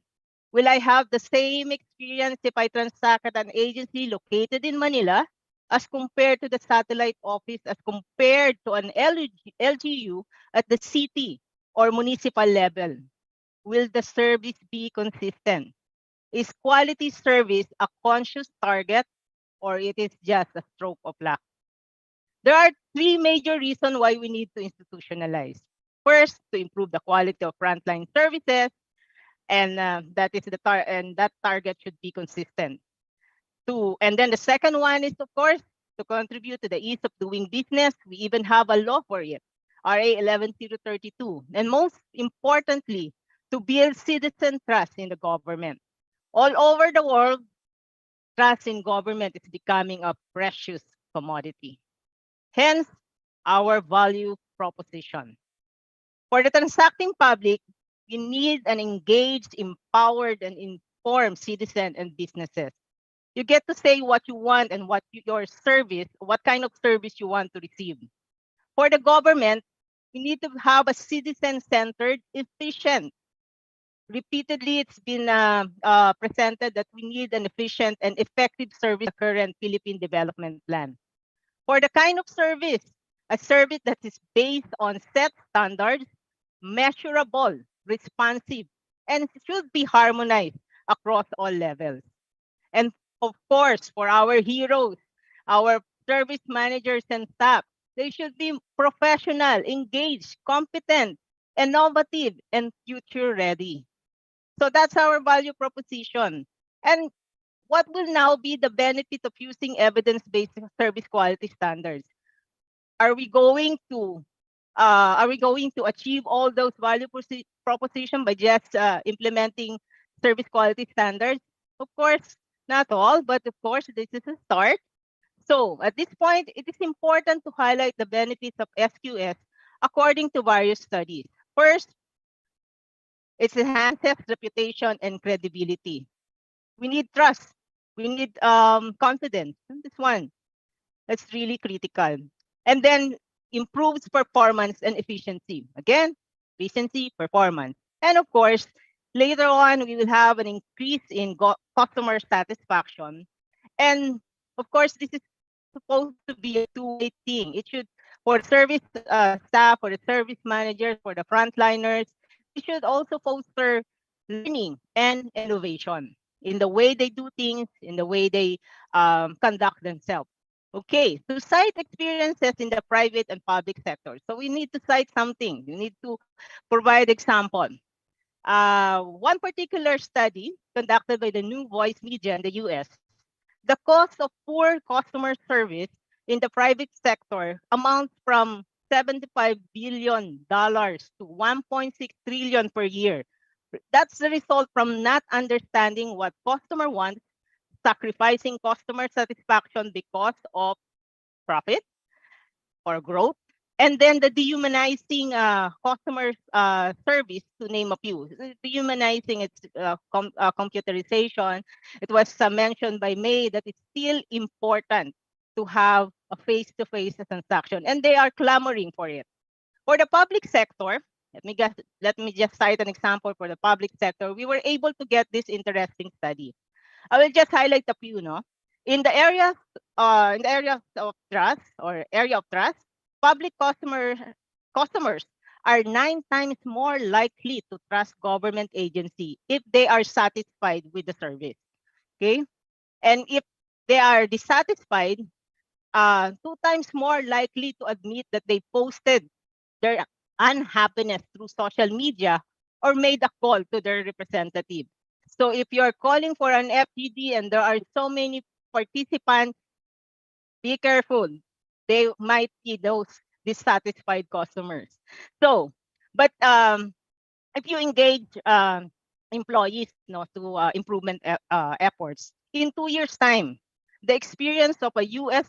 Agency, their organizational health improved by how many? By 50% just by engaging employees. Okay, another study. This one is the McKinsey study. The McKinsey pegged reduction in cost of about 15% to 25% within 2 or 3 years across private industries. No? It's really achievable by optimizing customer experience. To just improve the customer experience, you will be able to get 15 to 25% percent reduction in cost. Okay, so let's now go to the another example, no? Government naman. We know that when it comes to government services, our transacting public, they don't have a choice, no? There is no competitor. But the former acting commissioner of U.S. Social Security Administration, Ms. Caroline Calvin, stressed that for that reason, we, emphasis on the government, have an even greater responsibility to provide a great experience. And I'm not just talking about the US, countries like Canada, UK, and France, and many countries in the Organization for Economic Cooperation and Development, and as well as the Asian economies, have service standards initiatives to improve public service delivery. Let me focus on the example of Canada. They use two predominant methods in setting and measuring service standards. The first one, they define standards for their services from the number of times a telephone should ring, a whole range of experiences, no, before, such as telephone ringing, the number of rings before a call is answered, to the length of time a client should wait in line at a service counter. They derive this based on public service expectation. The second model, the Alberta model, they set the standard using the drivers of satisfaction. We mentioned a while ago in May's presentation the drivers of satisfaction. And from there, they measure and determine the percentage of citizens who express satisfaction with each of the identified drivers. Our model is much closer to the Alberta model. So that's the Canada experience, and we benchmark a lot with Canada. We even invited resource person from ICCS to train us, to provide and share their experiences to us. So let's go now to the Philippines. What do we have? We have a number of measurement initiatives. I'll bet they are at the agency level. We have the 888 for complaint. And of course, we have client satisfaction surveys being required by ARTA, the customer's satisfaction measurement, CSM. Then we have the GCG, AO25, IATF, although it's voluntary before. And then those are the measurement requirements. So we'd just like to emphasize that we don't want to end in measurement alone. The intention is that after measurement comes standardization and improvement in the design and delivery of government services. The identification of the priority matrix shared by May is really a critical tool to pinpoint what should be improved. Okay, but how do we now standardize? With that in mind, since the start of this project in 2018, part of the study is to develop evidence-based SQS applicable across frontline government services. And I will present to you the following information, and these are the drivers of satisfaction that mattered in the span of 4 years. So first is the 2018. I will not talk about each of the attributes, but please take a closer look at the attributes such as wearing of IDs, neat and professional frontliners, delivers services as promised. They are attributes that echo trust and confidence. That was in 2018. And one must say, ay, basic naman yan. But as our DAP Senior Vice President Magdalena Mendoza said during the first GQMP Symposium on measuring service quality of frontline government service in 2018, if we can practice this, perception in government will rise. Good perception in government will rise. Then that's our proposition. Then the following year, we conducted naman the survey for businesses. We saw almost the same results. Businesses also consider the importance of frontliners wearing uniforms and IDs and their professionalism or their attitude toward transacting businesses. Cleanliness of waiting areas. It's very important to them. Ease of filling out of forms and payment method and the implementation of no noon break. So those are the things that are important to our businesses. And then came the pandemic.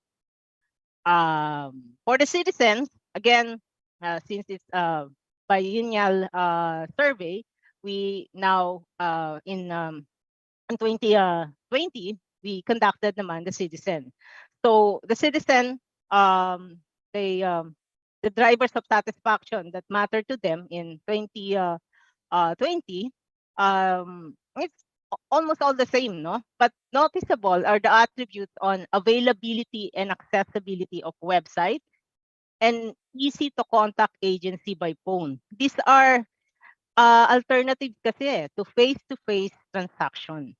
So during the pandemic, we are very limited to, we are even restricted to do face-to-face transaction.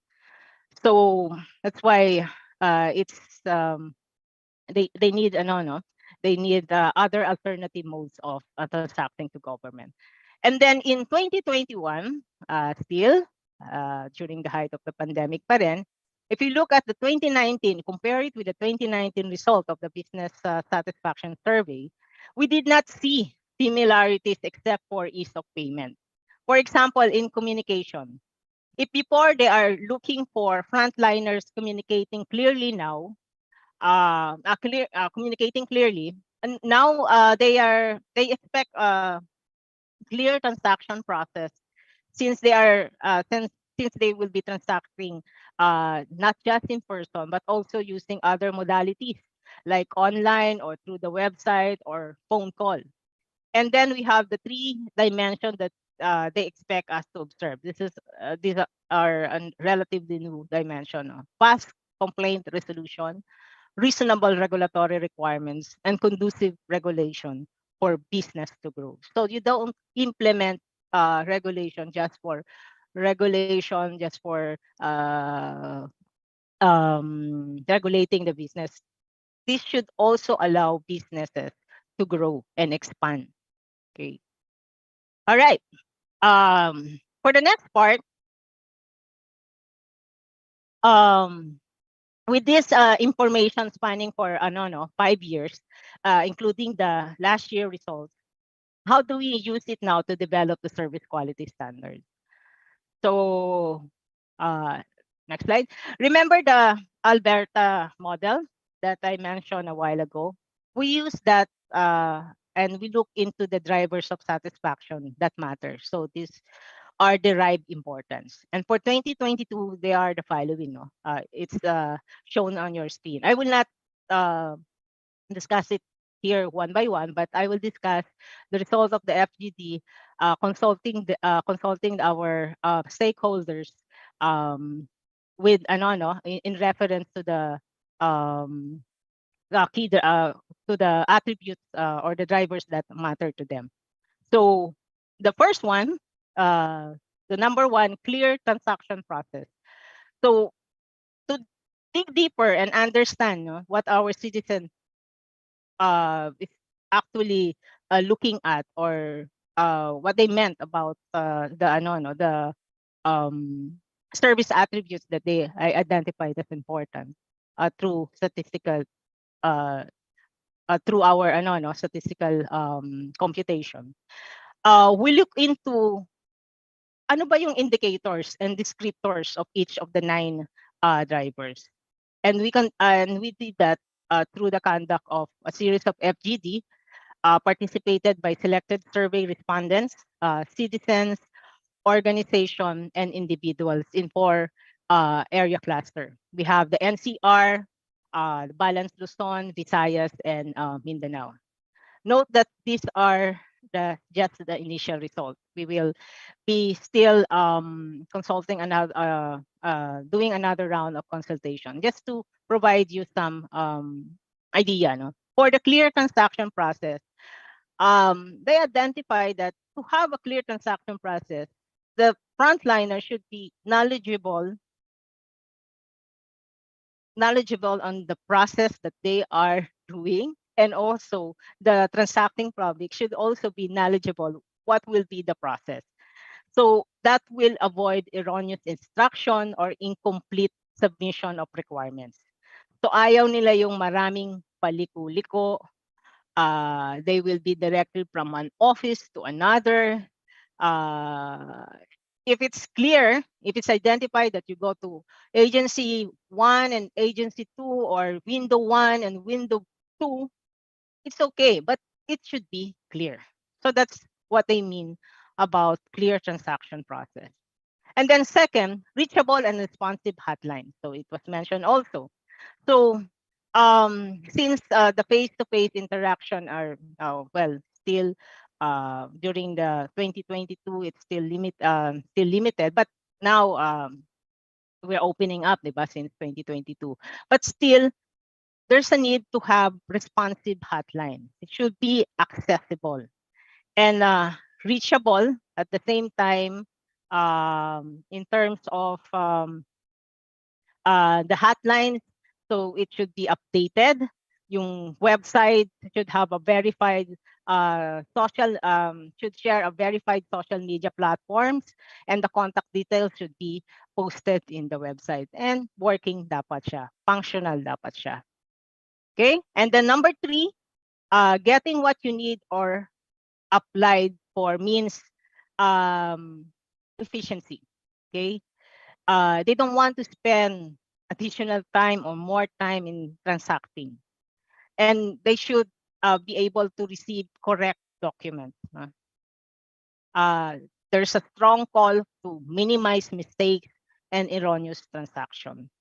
And there's an interesting thing, that they identified. There should be an assurance and confirmation that the document underwent the proper process. Otherwise, they will not trust it. They will not be confident to the services that they acquired or requesting for. Okay, for number 4, the correct documents. When it comes to correct documents, what they emphasize pertain to set of requirements. It should be the right set or complete list of requirements, and the how do you access it should be, and it should be also available online. And they also particularly mention about the PAD, yung public assistant desk should be functional, and those people who's manning the public assistant desk, they should be knowledgeable. And it's not yet identified here, but later tingnan natin if they will identify other features or attributes pertaining to the public assistant desk. Okay, for number 5, faster transaction means that the it focuses on overall amount of time to complete transaction, which include yung waiting and actual transaction time. So yung mga usually ang in-emphasize nila dito is that the, there there's well, inconsistent transaction and waiting times are the common experience, and usually this is um, this is caused by meeting signatories or system downtime. So in terms of having faster transaction, signatories should be available, and then minimize the system downtimes, and also be conscious about the timeline of delivery. Okay, for number 6, orderly queuing system.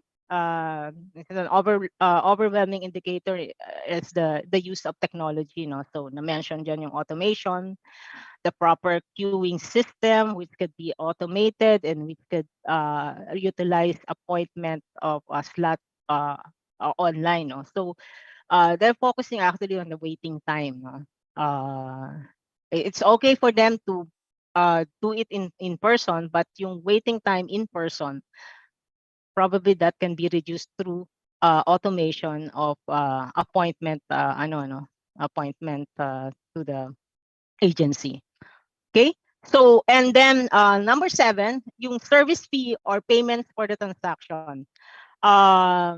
They complain about high costs, and the participant also mentioned yung iba't ibang price ng documents. We need to have a uniform pricing system. An example they provided was related to documentary stamp. We didn't know that you can buy documentary stamp pala sa ibang agency kasi mas mura doon, and then you use that documentary stamp to another agency na selling the documentary stamp at a higher price. So that's a life hack for you guys. And then there should be an option then to option on how you pay. Okay, there should be no additional transaction fee, and yun nga, there should be a uniformity in the pricing. And then number 8, reasonable waiting time before being assisted. Actually, this is a waiting line. So a responsive service should cut down the waiting time. They also mention about the continuation of special lane for PWD, senior, or pregnant mothers. And then the waiting for the to minimize waiting time, the government should maximize the social media use for queries and clarification before going to the actual office. So that's why we've encountered in last year that some of them, the percentage was given by May kanina, transacted na through online or search some information online before going to the physical facility. Okay, and lastly, for the clean facilities, of course, they expect a clean waiting environment, and when they talk about clean facilities, yung indicators nila dito ay free from junk. I think kailangan mag 5S, and then well ventilated yung offices and restrooms, no? Of course, kailangan safe pa rin yung pag-transact natin sa mga physical facilities. Okay, those are the 9 drivers of satisfaction that matter to our citizen in 2022. So I just want to emphasize that it's for the past 4 years, nagmamatch and nag-align yung mga expectation ng ating transacting public, especially our citizen. So just like you do not stop at measurement, you also do not stop at standardization. So later on, if those that I mentioned, later on, if maging standard na to, after we completed our study, we need to gear up for the adoption and institutionalization at the macro level.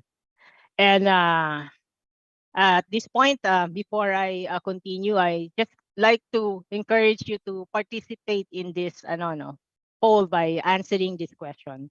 You can see on your screen which of the following. The question is, which of the following does your agency or office need the most to be able to implement client-based service quality standards? So please go to your Menti meter or scan the QR code, and we have the code there.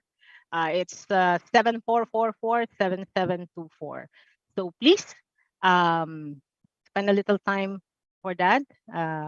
We'd like to know your answer. And then we will flash it the screen.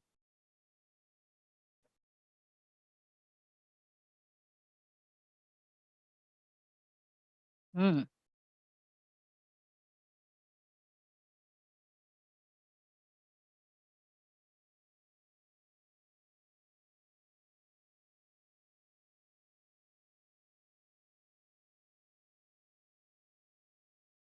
Policy. Mhm.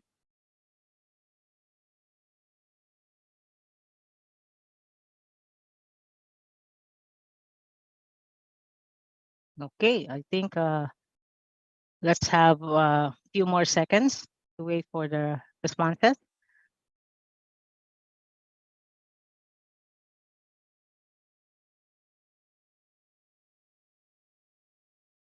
All right. Yeah, so I hope all were able to access the Mentimeter.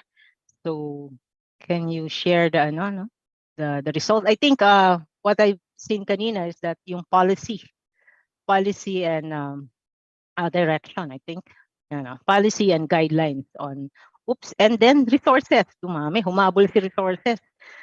Okay, and then we have also I think yung Facebook ay mechanism, no?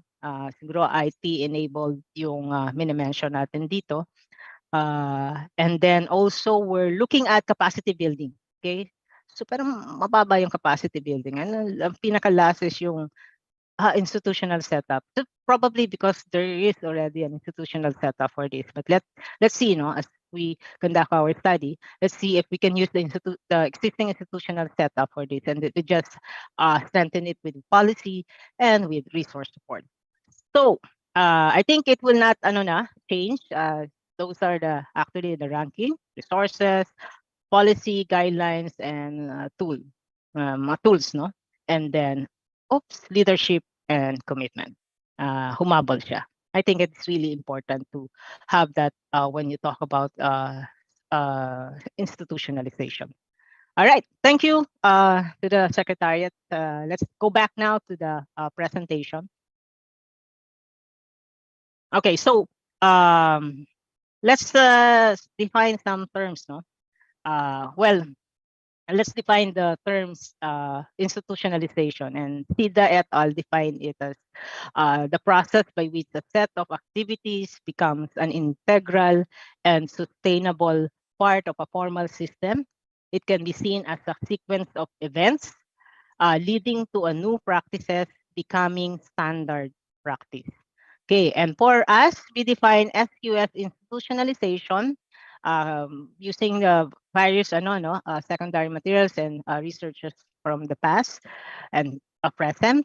So we define SQS institutionalization as a process by which evidence-based and measurable service quality standards are developed, communicated, and become an integral, routine, and dynamic part of the provision of frontline government services. Hindi lang nasama dito pag naging kultura na siya. Okay, so that's how we define SQS institutionalization. And I would like to share lang the SQS roadmap. We were asked regarding this, what's your roadmap? Sabi ng one stakeholders. No? So we start with what's analysis of the pre-existing or the situation, I don't know. And then we do hope that we propel to having a mature environment now for SQS. So for the pre-existing, what we did here is that we conducted need assessment, we review a lot of documents, and then we try to revise, improve on the CSAT, BSAT surveys annually. That's why may share to you that we have ano, no? And ano, most of the time we're affected by the situation. Of course, the pre-pandemic and now the pandemic, you cannot do the probability face-to-face some conduct of survey because of the restriction. But then again, by 2022, last year, we went back to having a face-to-face to again enhance the result, the integrity of the results of the study. So that's what we did, no? And actually, we're going to continue doing measurement. But again, aside from measurement, we need to have this standardization. So we are into the SQS development. So we are doing this through stakeholder consultation, and we'll be submitting yung proposed SQS to our principals, and hopefully that there will be a review and approval of the SQS framework and mechanism and the standards that we are proposing. And then for the SQS institutionalization framework and mechanism, after we get a in principle and approval on the standards, and a go signal to again share it and to disseminate this to a stakeholder, we will conduct another round of stakeholder consultation, and then after that we'll do the write shop, and later on probably develop a guidebook on SQS adoption at the not actually agency level, but of course macro level. But let's see if how if the agency is interested to apply, which is what we would like to aim for, is apply the standards in their agency, then we'll have a some kind of a guidebook. And then for the SQS advocacy, promotion, and adoption, so it should be supported with this, advocacy, so that later on we'll have this adoption. So we do promotion and information dissemination that would be towards the second semester and onwards. We'll continue webinars on SQS, and hopefully we'll be able to convince someone, an agency who's interested to pilot, and we will provide the technical assistance. And yeah, and then if later on through the result of the pilot, we'll have a legal instrument or the policy guidelines that you mentioned, then that will really cement yung institutionalization ng SQS. And then, of course, we will do constant monitoring and evaluation of the initiative. And then the end goal is to reach maturity, wherein the SQS will now become an integral, routine, and dynamic part of the provision of frontline government services at all levels, no, national, local governments. So that's one thing that we would like to achieve. Okay, so later on we will have a focus group discussion. I hope some of you will be able to attend that. We'll solicit your inputs on this. And then I would like to emphasize lang yung ways forwards natin. No? For the organizational level, we would like the government agencies and offices to consider yung evidence-based SQS, yung feedback ng citizens and businesses, this outside in, to consider outside in feedback to continually improve the design and delivery of frontline services. So if they are looking for a face-to-face interaction, and you have this you are computerizing certain services, you provide them with options. Right now it's options is life. Anyway, so then for the macro level, you have the policy makers, legislators, and oversight bodies may well consider putting into law a macro institutional mechanism that will provide the enabling environment. You mentioned about the policies, one of the enabling environment for the practice of the evidence-based service quality standards, not only for the frontline services, but also in the delivery of all mandated function of the government. So there's a standard for service delivery. And then, we need to support the PDP goal in improving bureaucratic efficiency. It's already in the PDP. So, like to call on your continuous participation in the biennial citizen and business satisfaction survey. Last year, 2020, that's the most we got the most number of participating agency, and we thank all the agency for participating in that survey. And I hope that you will also participate in this year BSAT. Employing yung utilizing yung data, the national satisfaction survey to identify the standards and what need to be improved, as well as you need to balance yung not just outside, yung inside out approaches din natin. We need to look at our service staff, we need to look at our service manager, we need to build the capability of our frontliners. All right. So I'd like to end with this quote from the U.S. Office of Personnel Management. For the citizens must be satisfied with each transaction. Quote, who knows, maybe someday the private sector standard will be customer service equal to the best in government. So with that, let us join together for a sapat at mahusay na serbisyo para sa lahat. Maraming salamat at magandang umaga po muli.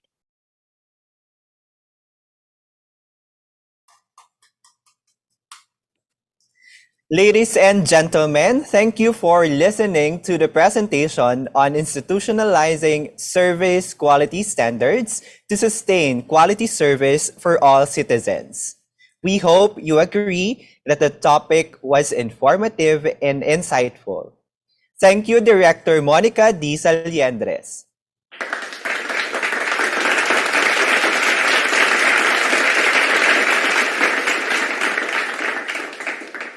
We would like to remind everyone that you can ask your questions through the chat box. Please feel free to type in your questions and we will read them aloud during the Q&A portion.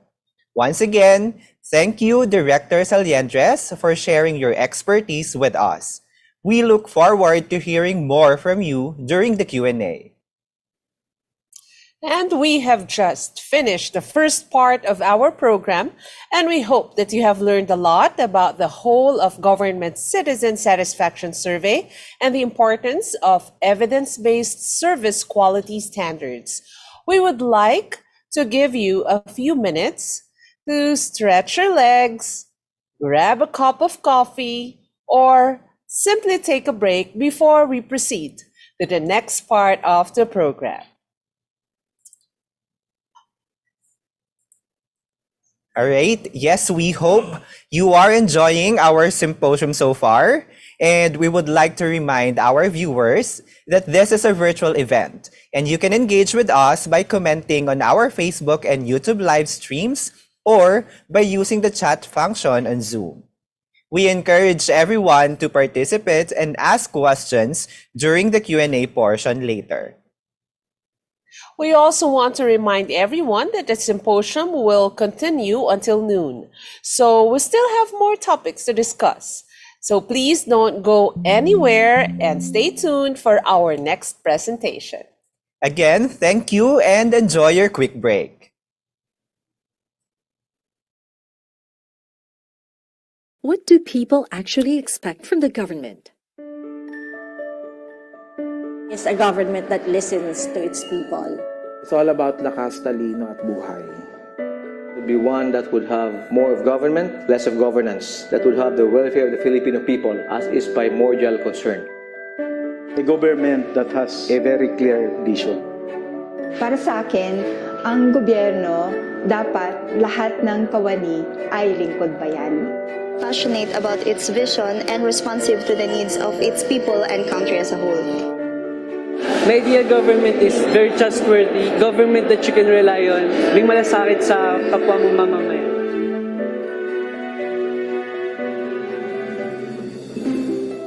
Ambisyon Natin 2040 reflects these expectations of the Filipino people through this collective long-term vision for the Philippines. To achieve this vision, the government has to step up to improve services geared towards the people. And this can be done through the Government Quality Management Program, or GQMP. Institutionalized through Executive Order Number 605 in February 23, 2007, the Government Quality Management Program directs government agencies to adopt ISO 9001 Quality Management System, or QMS. GQMP aims to strengthen the institutional capacities of public sector organizations in delivering citizen-focused public services and implement international standards-based QMS. The adoption of the ISO 9001 QMS in the public sector will empower government institutions to provide quality, innovative, efficient, and people-centered public goods and services. Create an enabling environment for the business sector to sustain economic growth, deliver quality health care for Filipinos, and provide quality education to prepare the youth for the future. Over the years, the program, through the Development Academy of the Philippines, or DAP, has been strengthening institutional capacities of public sector organizations in delivering citizen-focused public services through the implementation of the international standards-based QMS. Government agencies which had implemented ISO 9001 QMS attest to the benefits of the standard. The mandate of DepEd Mandaluyong is to deliver quality basic education services to all of the 23 schools in the city. True to its mandate, we have ensured that we will be certified to a quality management system such as ISO 9001 20.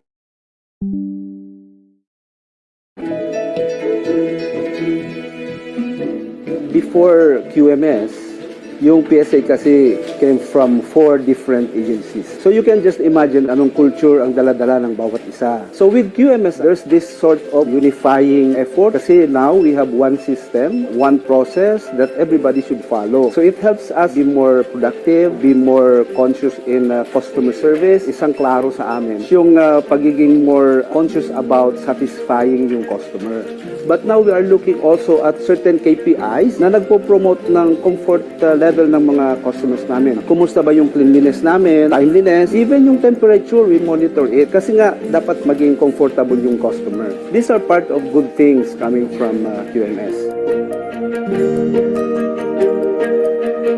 Sa healthcare, walang room for error. Kasi pag nagkamali ka, napakalaki ng impact. Ang quality, ang pinaka-core dapat ng lahat ng trabaho at operation sa ospital. Nagiging ingrained sa lahat ng empleyado namin. Pagpasok pala ng pasyente, paghiga niya sa kama, pag-deliver ng services at paglabas. Kalidad yun ng serbisyo.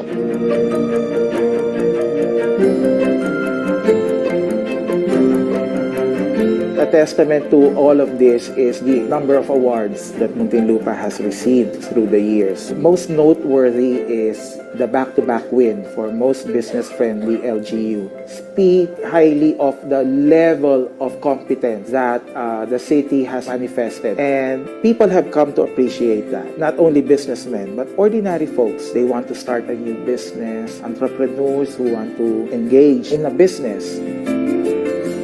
The mandate of the Basis Conversion Development Authority is actually to transform former U.S. military bases, identified military camps like Fort Bonifacio, into economic hub and help the government economy. BCDA, with its current implementation of the QMS, actually help the government in developing a sustainable economy and also the Build program of the government.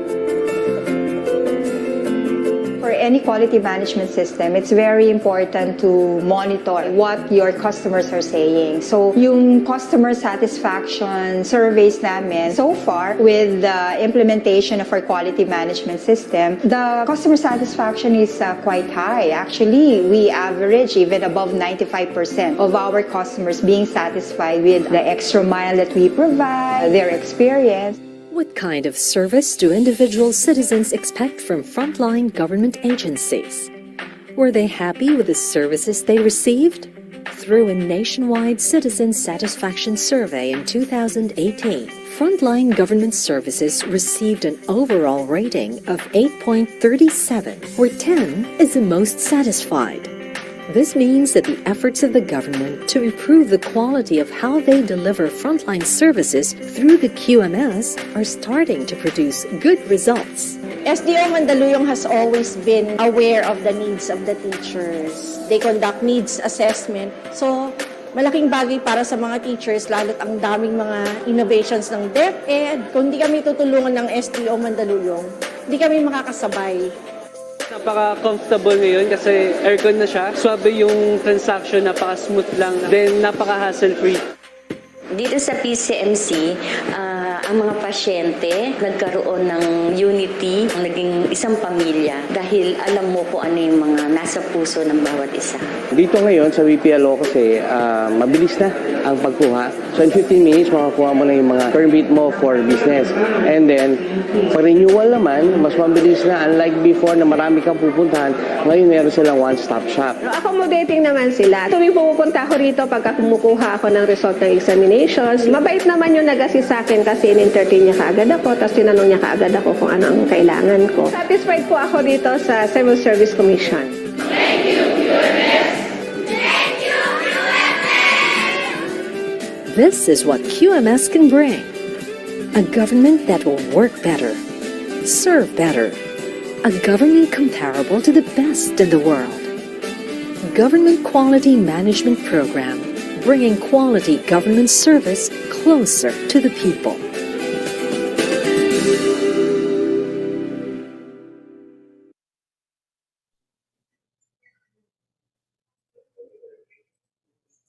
Welcome back, everyone. We hope you had a refreshing break and are ready to dive back into the symposium. After hearing from our esteemed resource persons, we would like to get the insights of a Government Quality Management Committee or GQMC member, DBM Assistant Secretary Achilles C. Bravo.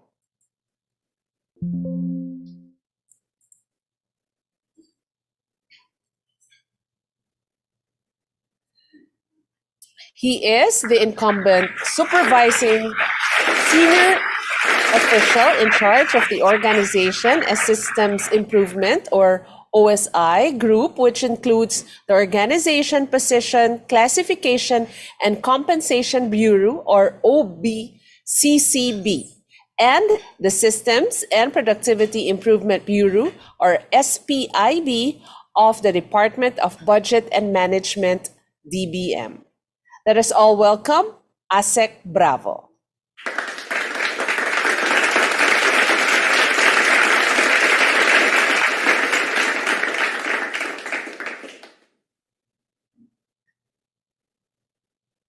Our distinguished guest, Government Quality Management Committee, GQMC, Chairperson DBM Secretary Amenah F. Pangandaman, the Development Academy of the Philippines, DAP President, Attorney Engelbert C. Caronan Jr., DAP Vice President Arnel D. Abanto, DAP Senior Vice President Magdalena L. Mendoza, to our speakers, Metropolitan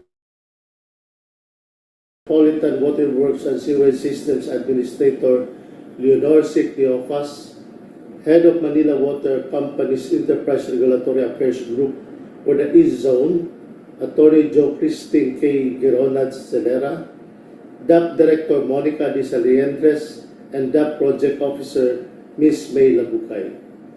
To our participants and officers from the local government units, the oversight agencies, the AO25 AATF Anti-Red Tape Authority, ARTA, the Civil Service Commission, the CSC, Department of Budget and Management, DBM, and the National Economic Development Authority, or NEDA, fellow workers in the government, ladies and gentlemen, magandang umaga po sa inyong lahat.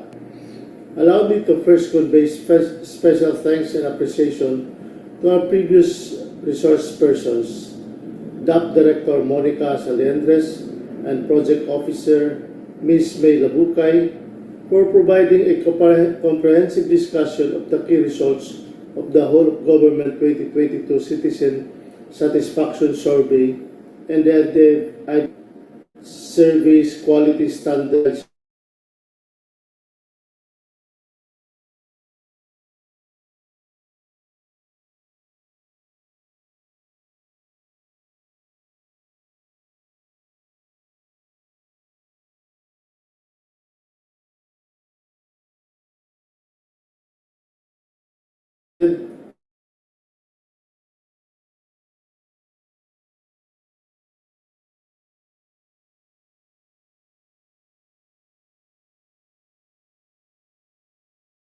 urbanized cities of NCR.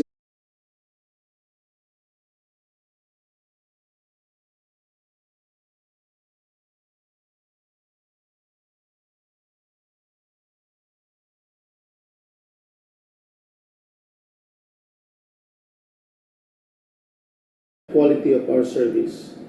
Significantly, we have seen the progress of the G2C satisfaction results from the 86.93% score in 2018, 70.0% their neutrality and dissatisfaction to our frontline service delivery. But take heart and be reminded that it shall serve as a learning opportunity where we must continue to strive for efficient and effective processes to better serve our clientele.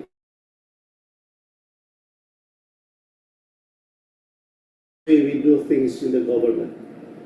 Still, allow me to convey my heartfelt gratitude to every productivity and quality improvement champions of the public sector who prioritize the leveling up of the delivery of quality service.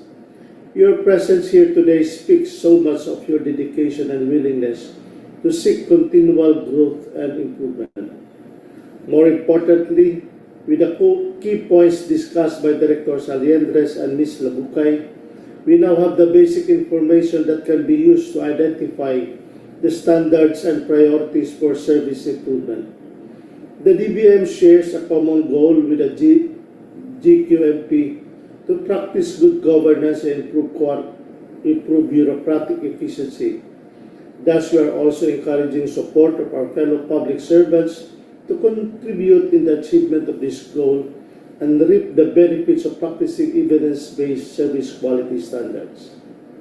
Mahatma Gandhi, one of the most respected spiritual and political leaders of the 1900s, said, "A man is but a product of his thoughts. What he thinks, he becomes." Let us be the great product and think what is the most beneficial for our country and the Filipino people. Let us work together to be advocates of the culture of quality excellence in public sector. The road ahead may be full of rocks and rough patches, but may you use this as stepping stones to achieve our common goal of elevating the quality of life of our fellow Filipinos. May you also be filled with grit, integrity, loyalty, and a heart of public service. It has been a pleasure to be with you all here today, and we are looking forward to another GQMP Symposium where we can all gather and discuss the invaluable contribution of every government workers. Today is a significant piece of the puzzle for public governance. I wish you all the best. Thank you. Keep safe and good day to all.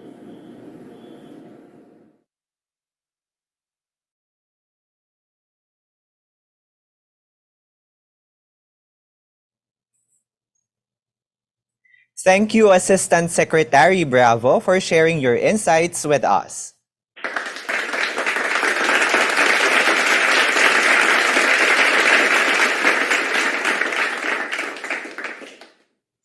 And speaking of diving back in, our next presentation promises to be an exciting one. We have the honor of introducing an esteemed speaker who will share her expertise on adopting outside-in and inside-out approaches to improve citizen-centered design and delivery of public services across all levels of the organization. Our speaker for this presentation is no stranger to the field of service quality standards. Metropolitan Waterworks and Sewerage System Administrator Leonor C. Cleophas has an extensive experience in managing improvement of government service delivery and has worked with key stakeholders to develop innovative solutions for citizen-centered service design. Administrator Leonor Cleophas is a mission-oriented leader who started her government career in MWSS in 1980. She served the MWSS for 41 years and rose from the ranks until she retired in 2021 as the Deputy Administrator of the Engineering and Technical Operations Group. In September 2021, she was appointed as the first female administrator of the MWSS Corporate Office. She has proven expertise in policy formulation and reform, financial and asset management, program management, project funding and project development, project procurement, and project implementation that require teamwork and extensive interagency and multi-stakeholder coordination and collaboration. She has also demonstrated expertise in public-private partnerships in delivering water supply, sewerage, and sanitation services.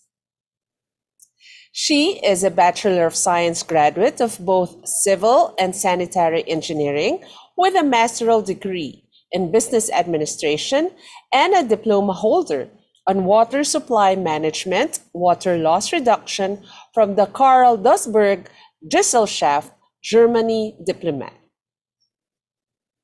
Without further ado, please join us in welcoming our distinguished speaker, Metropolitan Waterworks and Sewerage System Administrator Leonor C. Cleophas. Let's all welcome Administrator Leonor Cleophas.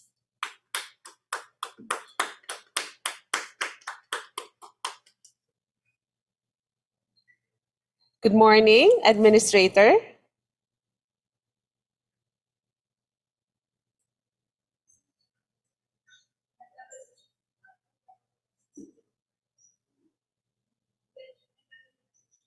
Okay, thank you very much. Good morning po. Can you hear us? Yes, ma'am. We can hear you loud and clear.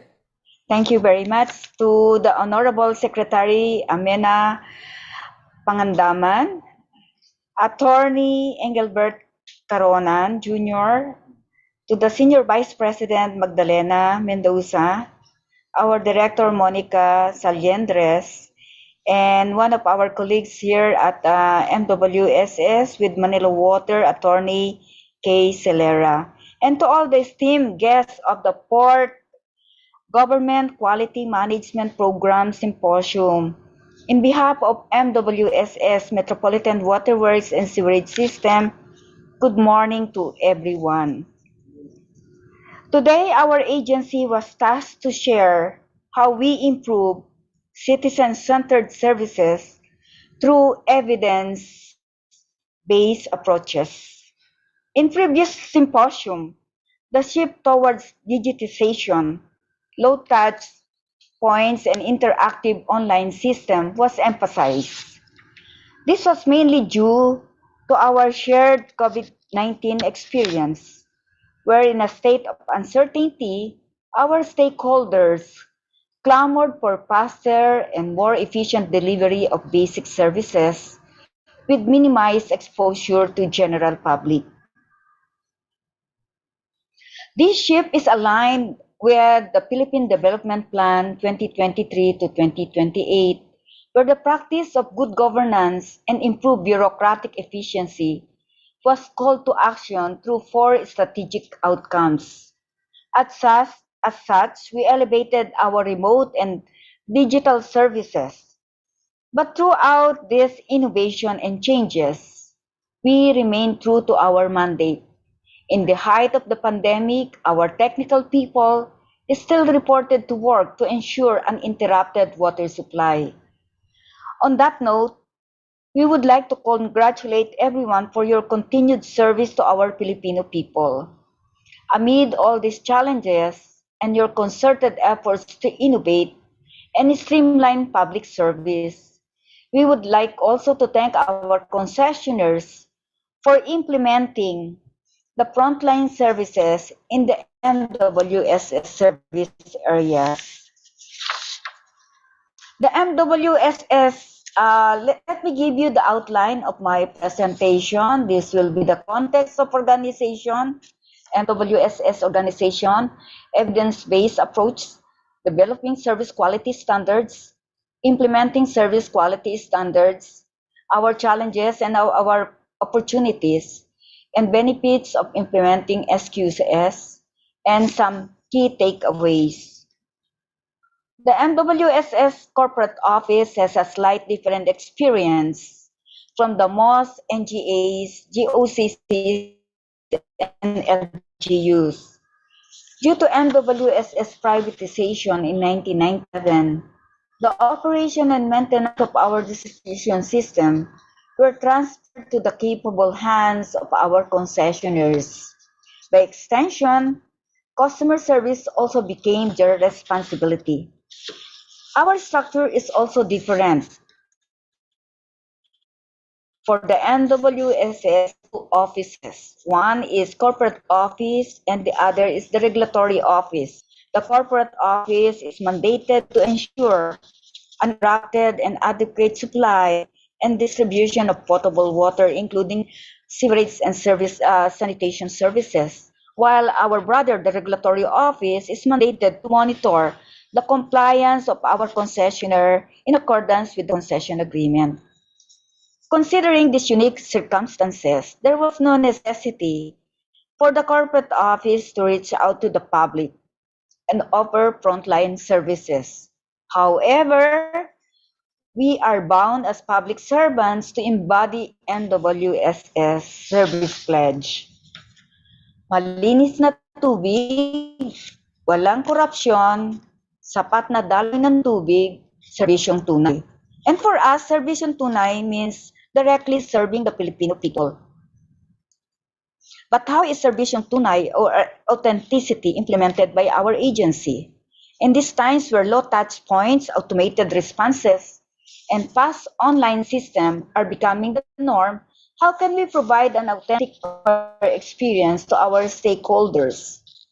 Apparently, the answer lied in our response during the COVID-19 pandemic.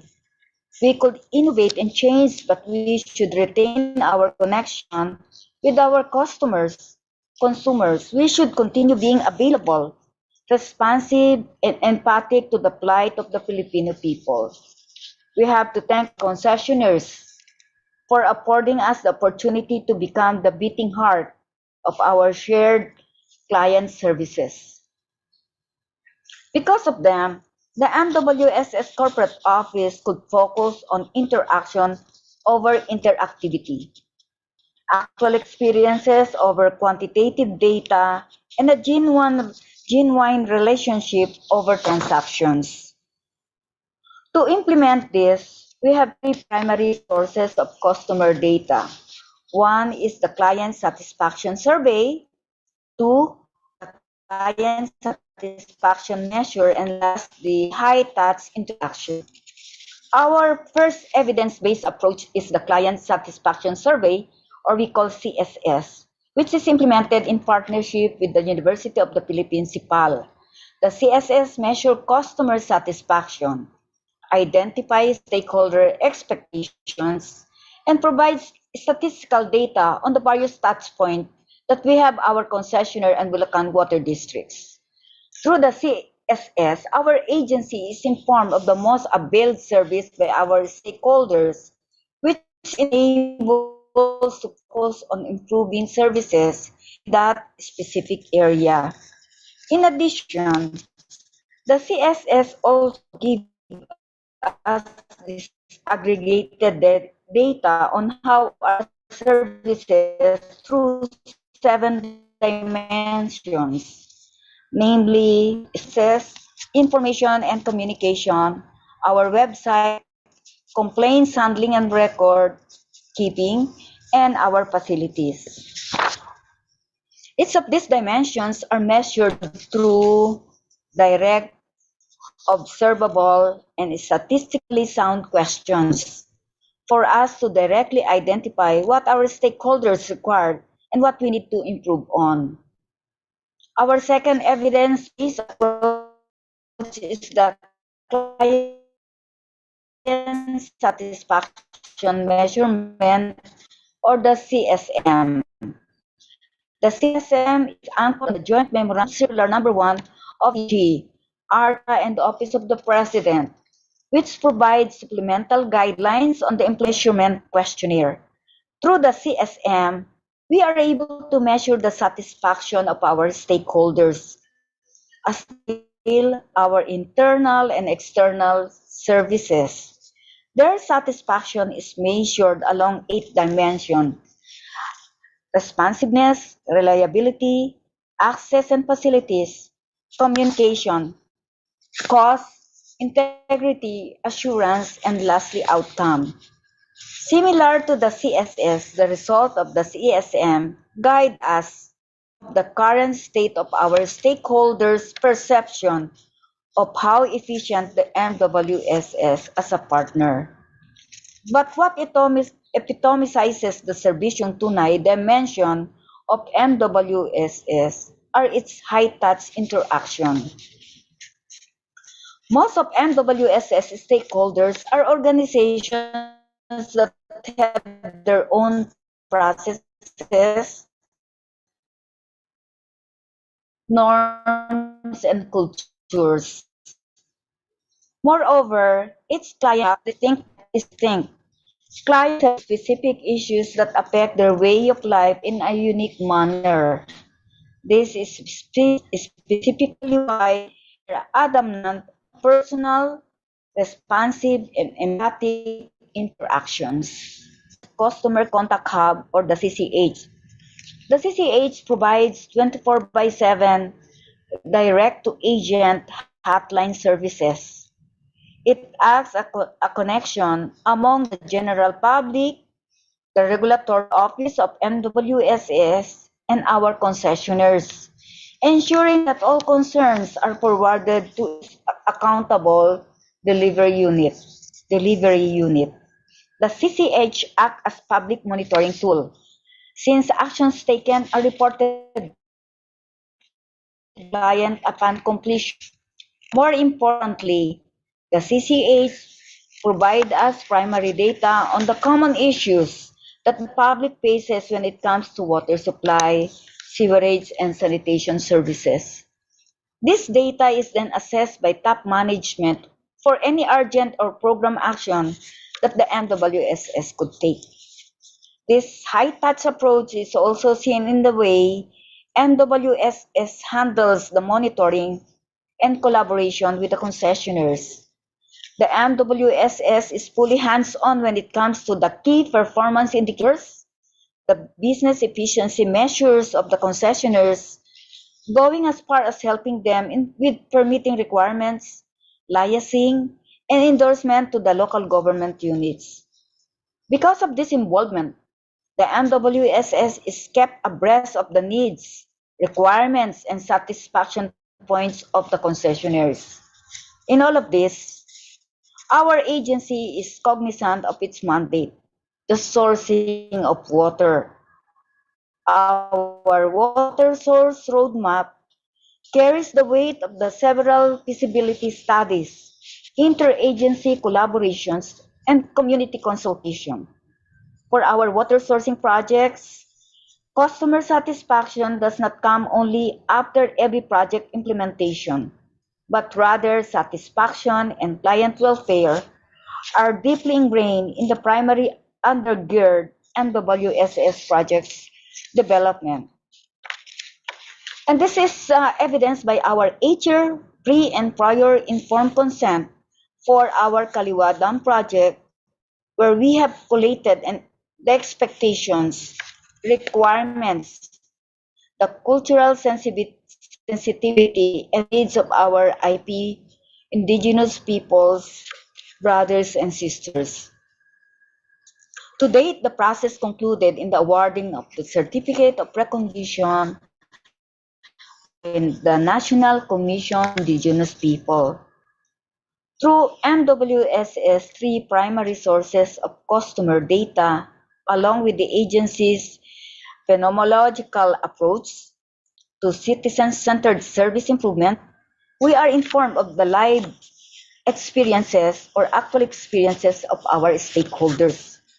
This deeper understanding, in addition to our science-based data, allow us to determine what their intergenerational needs are, along with their beliefs and non-negotiables. Information that they need to make informed decision. Processes we can streamline to reduce the client's waiting time, which is and the last speaker, this is very important and critical infrastructure. These changes are required to ensure that WSS mandates be carried out. If you contact us, you will be treated with honesty, fairness, sensitivity, and dignity.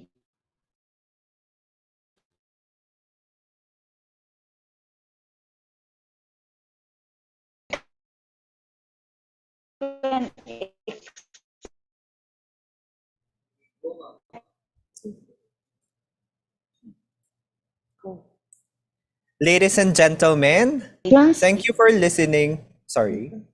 But our internal capabilities and will to serve the Filipino people. To concretize these standards and make them specific, replicable, measurable, and time-bound, the MWSS has developed its Citizens Charter Handbook, Quality Management System Manual, and Freedom of Information Manual. However, to fully realize our trust towards citizen-centered interaction, we are currently developing our Customer Contact Hub Manual, which shall entail detailed best practices, standards for hotline interaction, and proper reporting and evaluation mechanism to support our client satisfaction objective. But aside from this, we are also continuously improving service standards through annual reviews and risk assessment. These reviews take into consideration the findings of the customer satisfaction survey, internal capabilities, and comments from our stakeholders. Implementing these citizen-centered initiatives are not without challenges.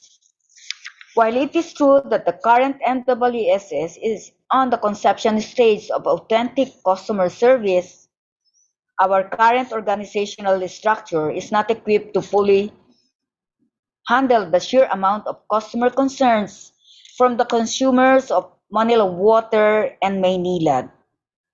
However, we view this as an opportunity to exercise agility, for while the plantilla position complement is not yet present, we have realigned our resources to respond to our current customer service needs. Furthermore, due to our current implementation, we have gained insights on personal requirement for a more responsive organization, which help us in formulating our reorganizational plan and making sure that we meet our target of organizational excellence. But simple insights are not all we have gained.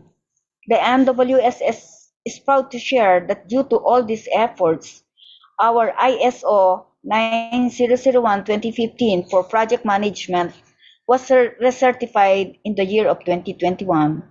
In addition, during the 2022 Freedom of Information Awards, the MWSS Corporate Office received the Rising Star and Best FOI Receiving Officer Award for its great progress and performance in the implementation of the FOI program. We have also been awarded with the Prime HRM Bronze Award by the Civil Service Commission for our internal human resources services. But the greatest benefit of all our implementation of high-touch citizen-centered services lies not on metrics, but in relationship building. Personally listening to them allow us to diffuse tense and situation. Listening to them reduce assumptions, misunderstanding, and guesswork about what they truly needed. And listening help us to take individual experiences to give meaning to aggregated data. And while we benefit from listening, it is our deepest hope that our consumers feel that they are listened to. The demands of the present times force upon all organizations the need to digitize, automate, and innovate. Customer demands have changed over the past 2 years, urging all of us to provide remote services at the top of a finger. Truly, we are in the age of fast and low-touch transaction, but we have to remember that our clients are more than metrics. They are people whose well-being and welfare are affected by its institutional actions that we do. For us in the water industry, upon which services every consumer's life and livelihood are inextricably dependent, we undertake to always ensure that we actively listen to our end users to enable us to provide the appropriate action where needed, where required. We hope that in your adoption and improvement of your organization service quality standards, there will always be room for qualitative data. Let us all build up a relationship with our clients that goes beyond customer satisfaction and even farther than customer delight. A partnership founded on transparency, empathy, authenticity, and institutional integrity. Sa inyo pong lahat, marami pong salamat for listening. Thank you very much.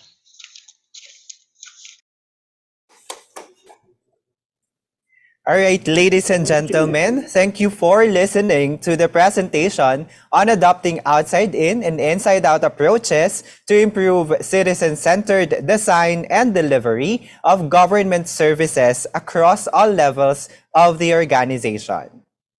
Thank you so much, Administrator Leonor Cleophas, for sharing your expertise and providing us with a better understanding of citizen-centered design and delivery of government services. Your presentation was truly enlightening and gave us a lot to think about in terms of improving our services to our citizens. Now, as we move forward to the Q&A portion, I would like to remind our participants that you can type in your questions in the chat box and we will read them aloud for the speaker to answer later.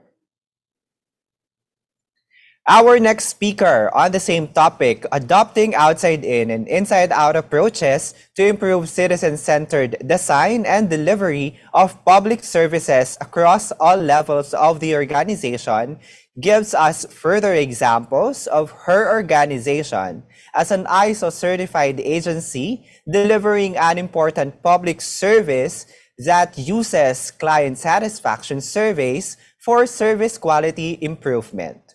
Her organization is known for its good track record in providing efficient and effective public services to its constituents or stakeholders. Please welcome Attorney Jo Kristen K. G. Celera.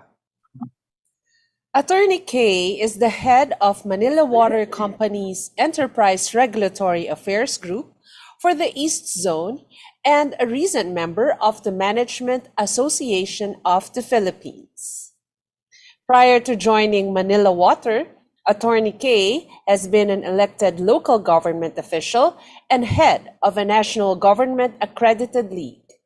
She was the vice governor of Masbate province from 2015 to 2019 and senior board member from 2013 to 2015 and had pushed for the province's economic growth and development. She's also an advocate of women empowerment and served as president of the Lady Local Legislators League of the Philippines from 2017 to 2019 and as Assistant Secretary General to the Union of Local Authorities of the Philippines for the same period. She was a professional fellow of the U.S. State Department's Young Southeast Asian Leaders Initiative and also represented the country to the Australian Political Exchange Council. She was a Hans Seidel Foundation Fellow in Europe. She is also currently a professor at the De La Salle College of St. Benilde School of Diplomacy and Governance. Attorney Kay has a bachelor's degree in tourism from the University of the Philippines, Diliman, and a Juris Doctor degree from the Ateneo de Manila University School of Law. She has also had executive education programs from the Harvard University Kennedy School of Government, University of Florida Warrington College of Business, Erasmus University Rotterdam Freiburg University, and National University of Singapore. She is currently the corporate secretary of the Harvard Kennedy School Alumni Association of the Philippines, as well as the Sigma Delta Phi Alumni Association. And she is a loving mother to 5 children and enjoys traveling. Our speaker will provide us with valuable information on how their organization adopts inside-in and inside-out approaches in delivering services that are tailored to meet the needs of the citizens they serve. Let us all give a warm welcome to Attorney Kay Celera.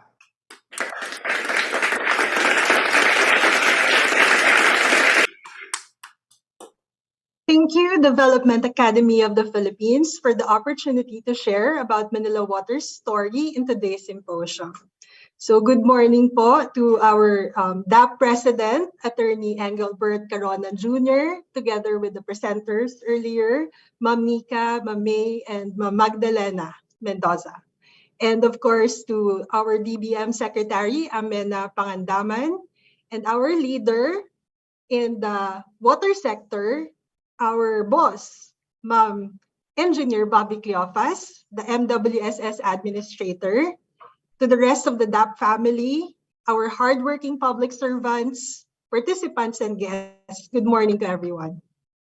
So I am joined here today by my colleagues from the Manila Water Company. With me, who's presenting the slide, would be our Public Policy Department Head, May, and also with me is Marco Manzon, our Regulatory Affairs Manager. And the rest of my Manila Water colleagues who's also joining this Zoom symposium. So my presentation is divided into 2 parts. First would be about Manila Water's background. And then for the next part, I will speak about our company's practices and how we ensure that our customers are always satisfied with our services. So to introduce briefly, Manila Water Company is a publicly listed company with an extensive experience in the water sector. We are led by the Razon Group, which is well known for managing regulated businesses and for developing key infrastructure assets globally and in emerging markets.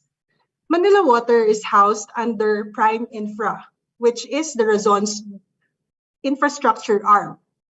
As a major infrastructure player in the Philippines, Prime Infra supports the most urgent sustainability priorities in advancing access to water, oil and gas, waste management, and construction. Manila Water's 25 years of experience and proven track record in the water sector has made it a model for large-scale public-private partnerships in developing countries such as the Philippines. We are expanding our brand of service throughout the country and across the globe. Manila Water Philippine Ventures, the company's development arm, has a commendable reputation in operationalizing public-private partnerships. We also have Manila Water Asia Pacific that caters to the evolving contours of the international business space. Manila Water provides key services across the water value chain, from water source development and management all the way to wastewater treatment. We have a concession agreement with the Metropolitan Waterworks and Sewerage System, or MWSS, for the provision of water and environmental services in 23 cities and municipalities in the E-Zone of Metro Manila and Rizal Province. Last year, we were also granted a 25-year franchise, or RA 11601. So for Metro Manila, we cover the areas of Mandaluyong, Makati, Pasig, Pateros, San Juan, Taguig, Marikina, and parts of Quezon City and Manila.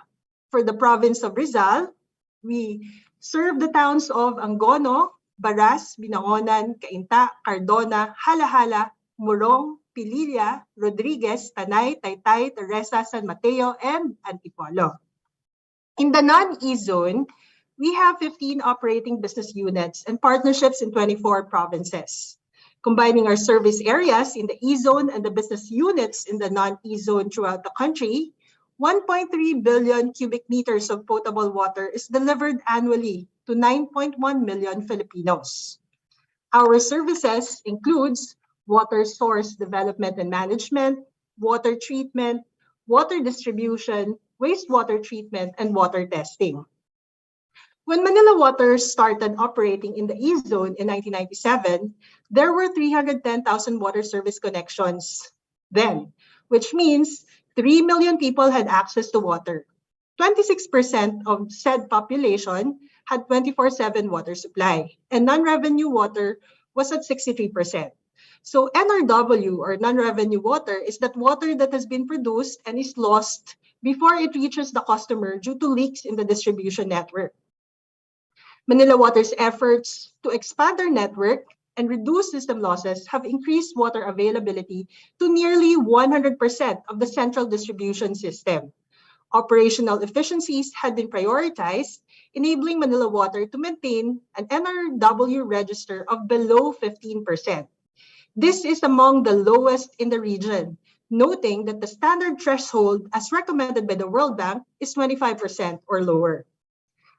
All of this, Manila Water was able to achieve through collaboration with our stakeholders.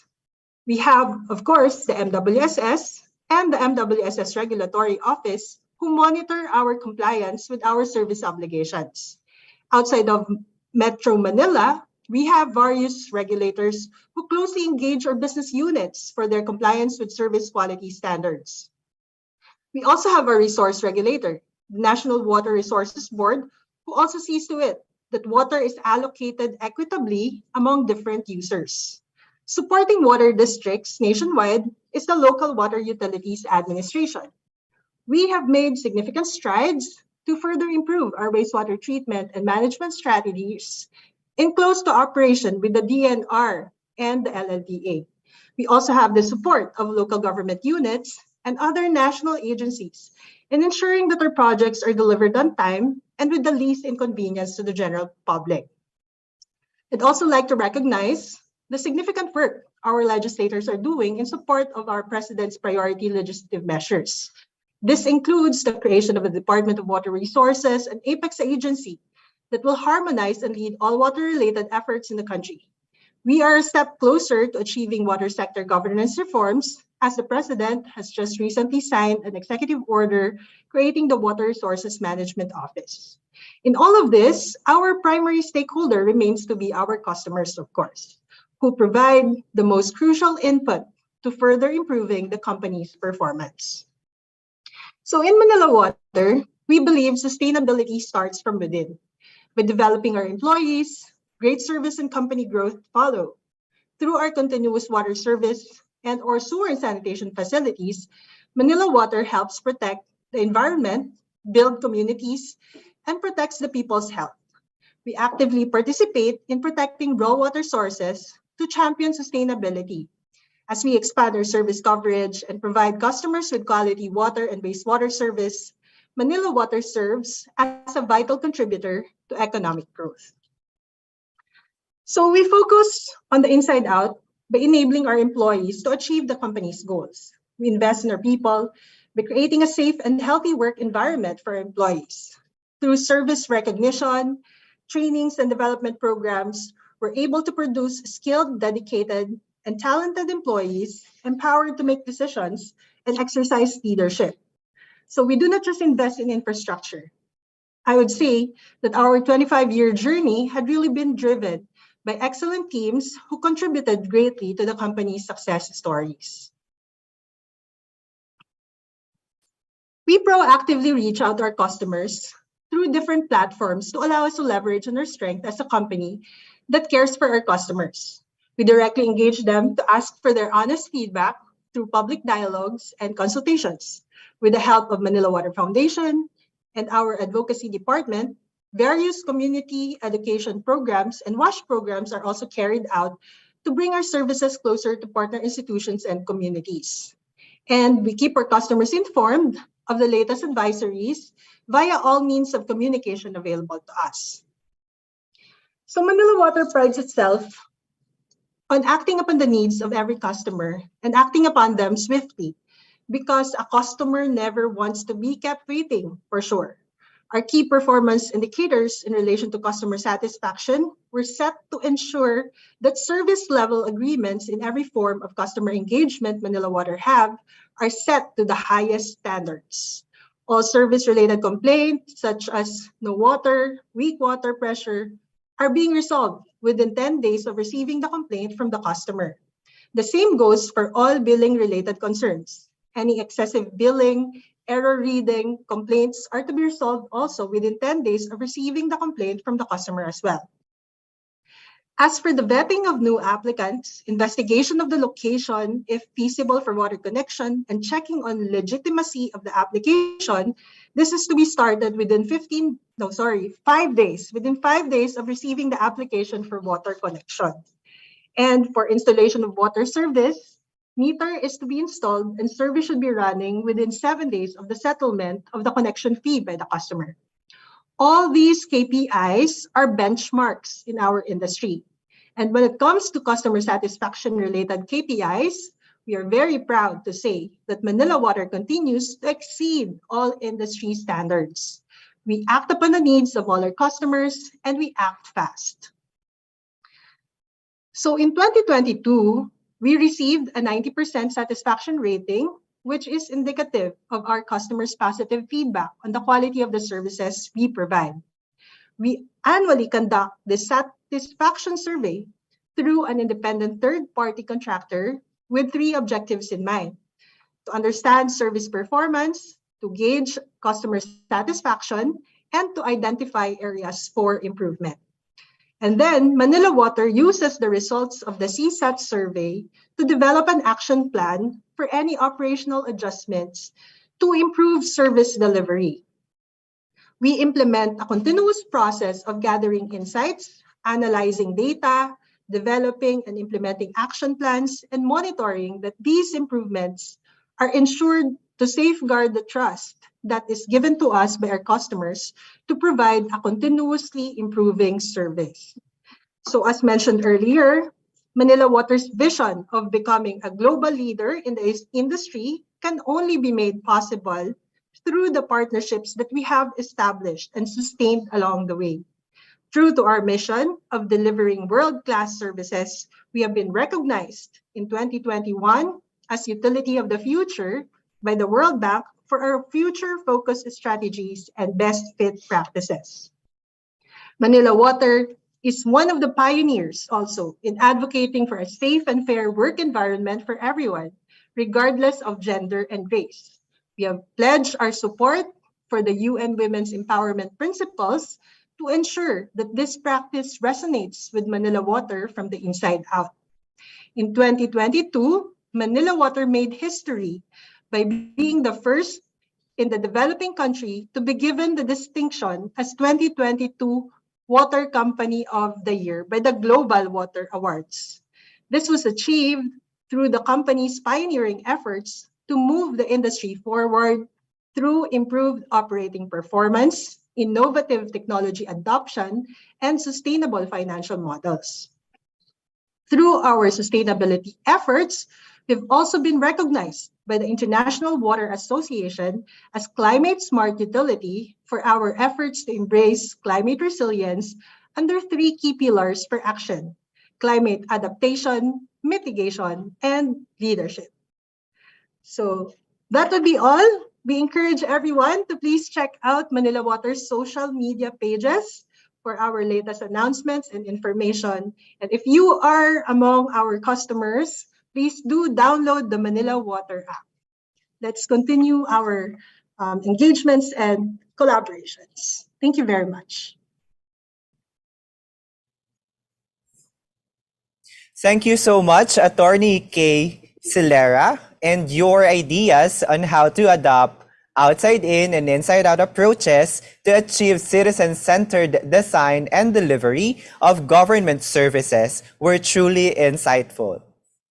We believe that your presentation has given our participants valuable insights and ideas that they can take to their organizations and apply in their own work. Once again, thank you very much for your time and for sharing your expertise with us today.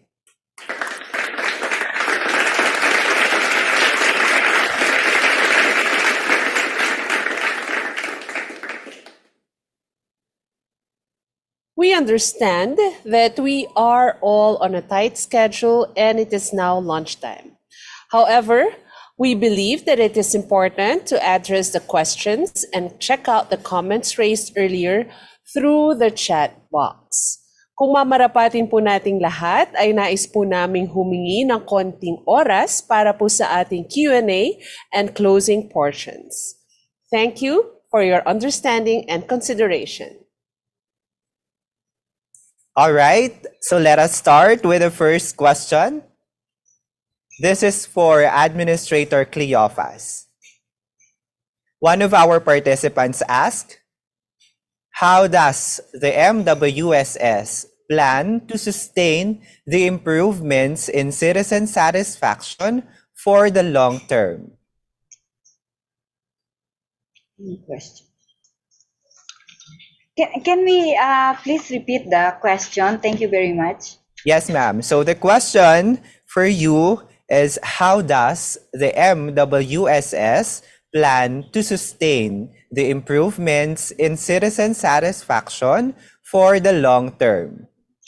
Actually, we are guided by our guidelines of our GCG, which the government-owned and controlled corporations are under and report to. For us, it's very, very clear that we have to really sustain this customer satisfaction, because we are a frontliner. Although we have our 2 concessionaires, now 3 for the province of Bulacan, the mandate still remains with the WSS. And MWSS is steadfast in making sure that our consumers, not only the consumers, but also our stakeholders, even the agency that oversee MWSS operation, are satisfied on what we are doing here. As I've said in my presentation, there are parameters that we have to comply.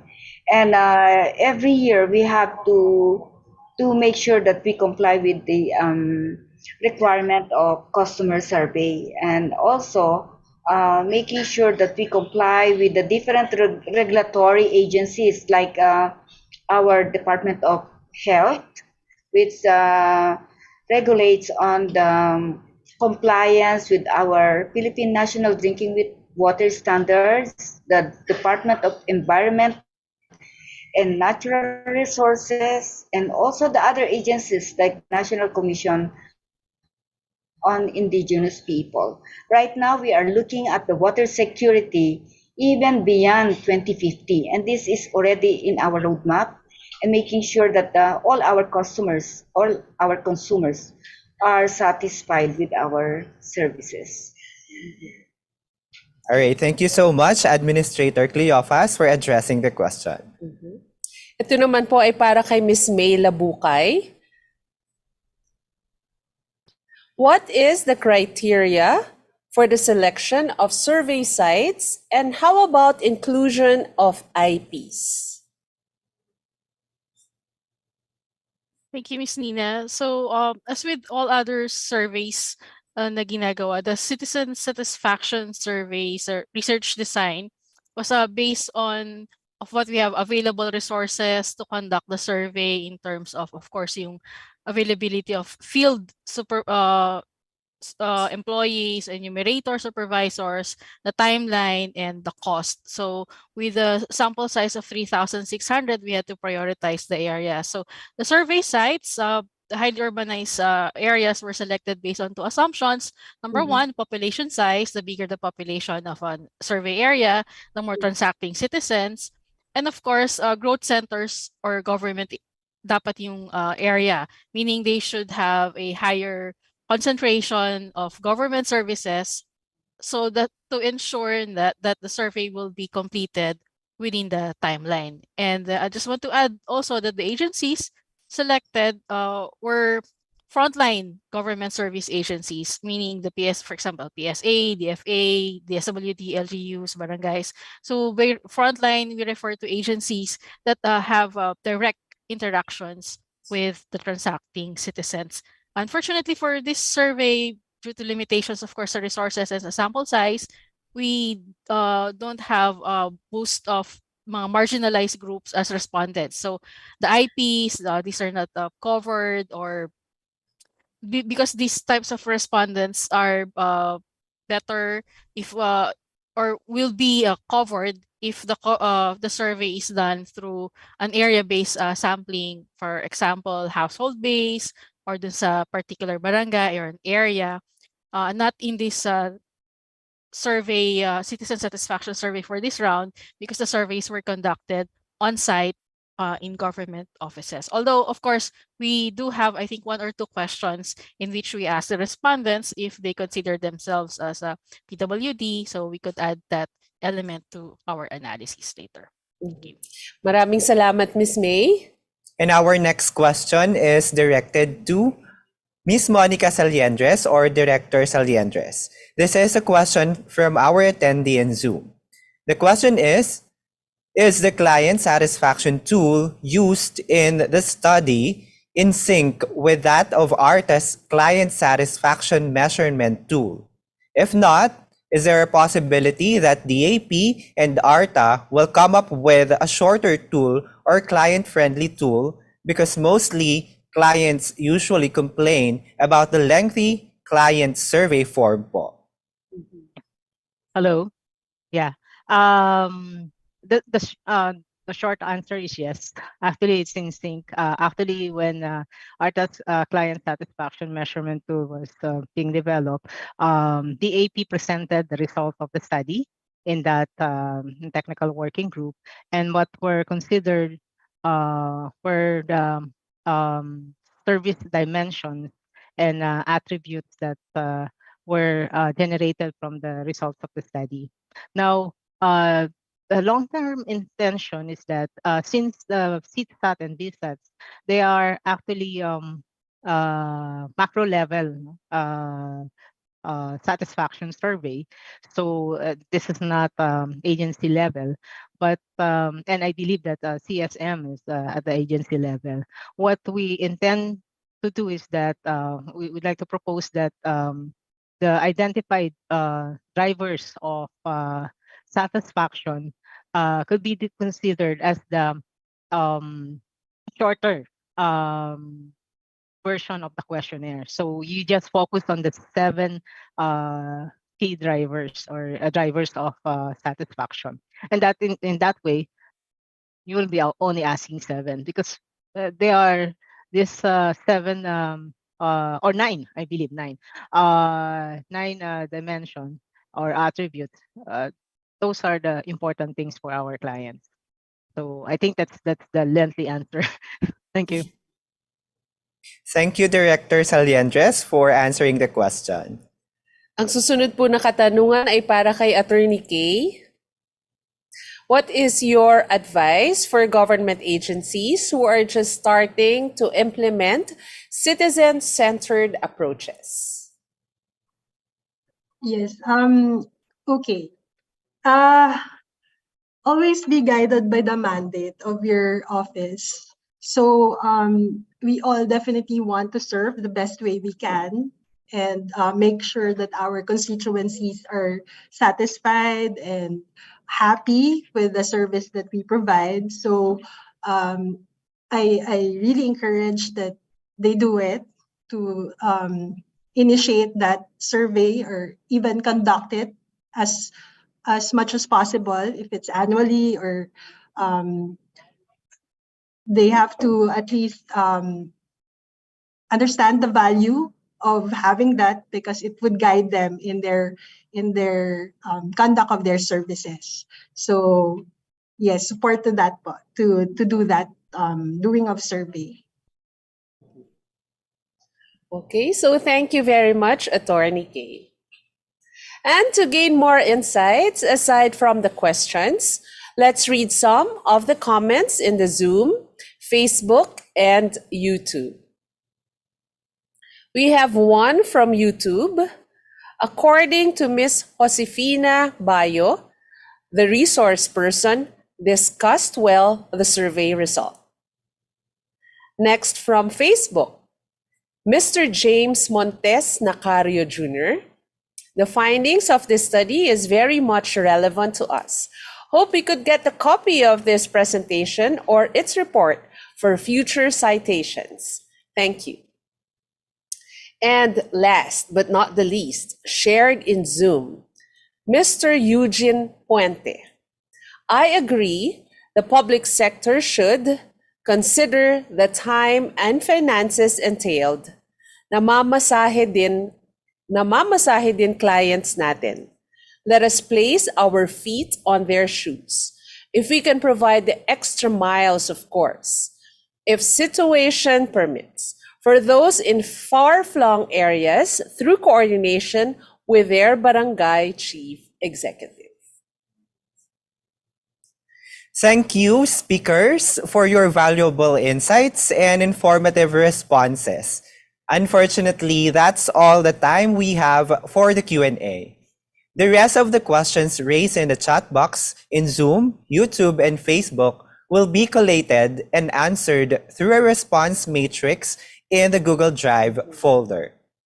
We would like to thank also our speakers and our audience for participating in today's symposium.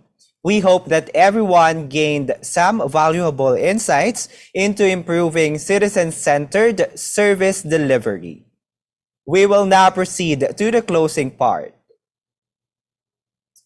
Our symposium on citizen-centered design and delivery of government services has reached its end, but hopefully it is just the beginning of igniting your mind to implementing service quality standards towards quality service for all citizens. We would like to thank all our distinguished speakers for sharing their valuable insights and experiences with us today.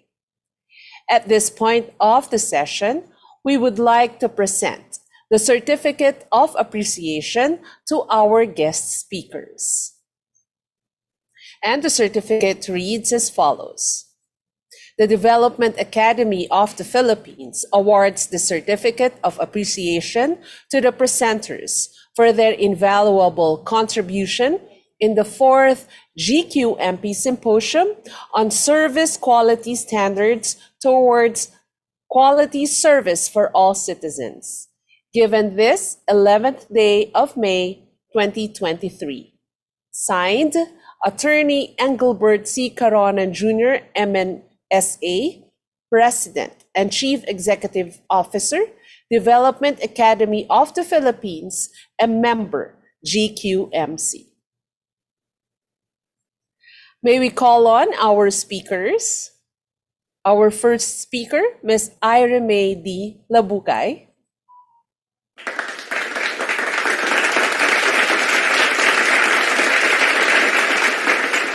Our second speaker, Director Monica D. Saliendres.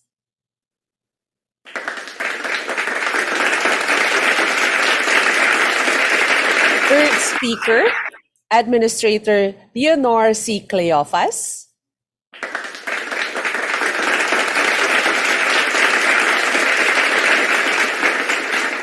And our fourth speaker, Attorney Jo Christine K. Herona Celera.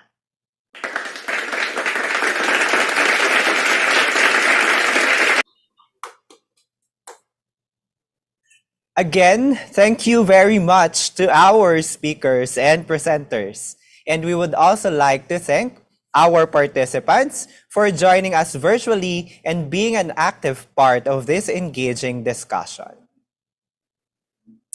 Before we officially close, ladies and gentlemen, it is now time for the closing remarks, and to deliver this significant message, we have a highly esteemed individual who has made significant contributions to the public sector. Magdalena L. Mendoza is the Senior Vice President of the Development Academy of the Philippines.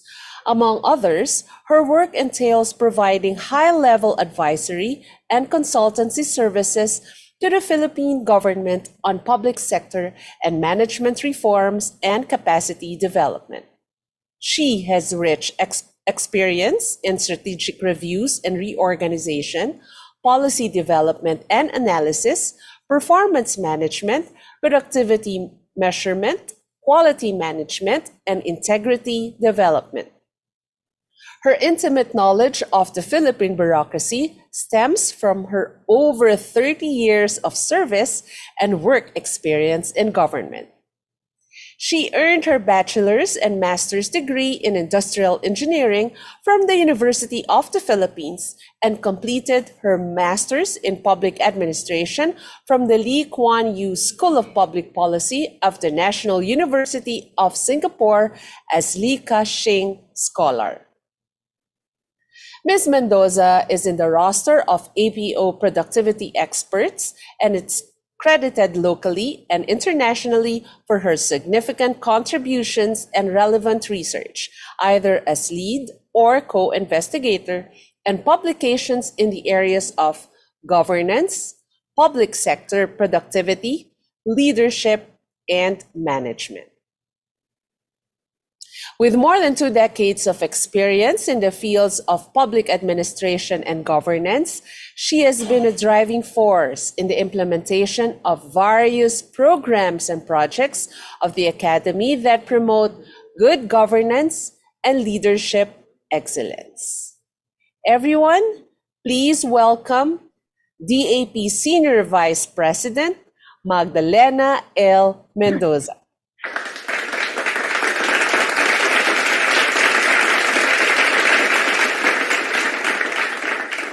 Thank you very much for that very generous introduction, although I don't think it's necessary.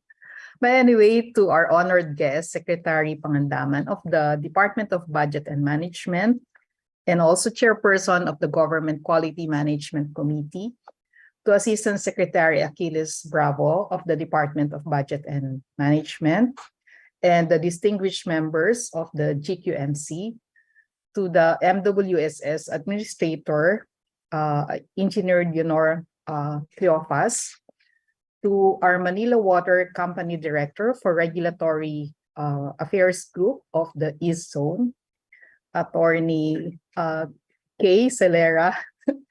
I know you better as Vice Governor K.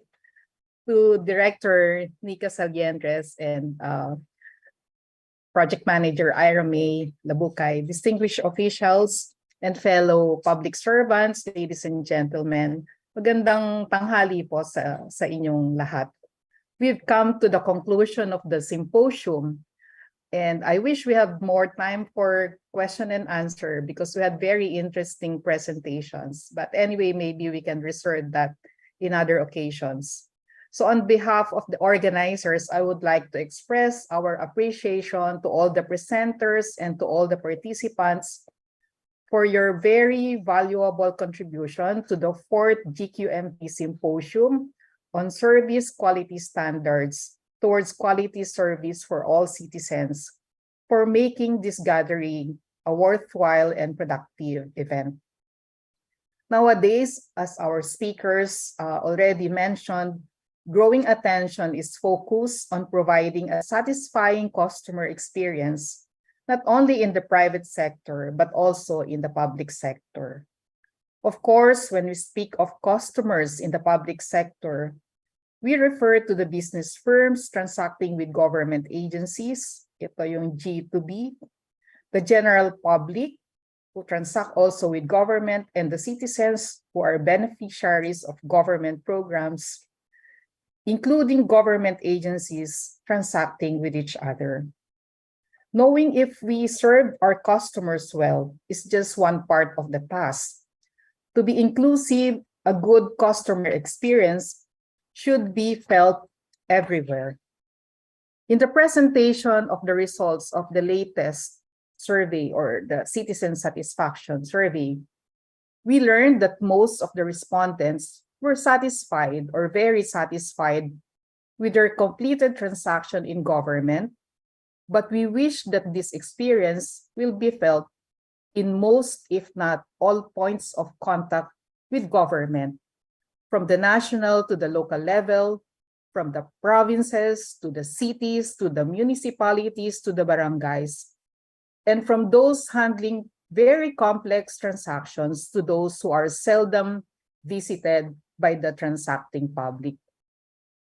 In recent years, government agencies are asked to measure citizen or client satisfaction, listen to the voice of their customers, resolve complaints from the public, either because it is a criteria to be eligible for the performance-based bonus or as a requirement of the ISO quality management system certification, also with the ARTA, the hotline 8888, the contact center ng bayan, among others.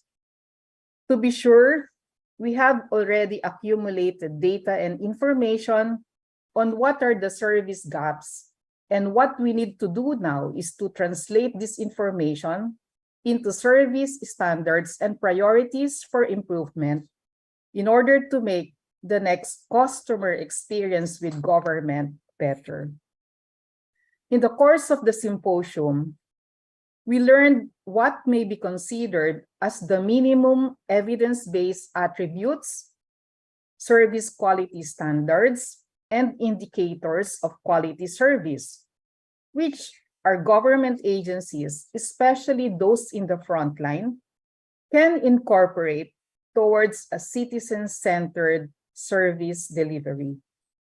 We can learn from the experience of the MWSS, yung sinabi po ni Ma'am na serbisyong tunay, or the experience of the Manila Water Company, yung kanilang service level agreement, and also their slogan of care in every drop.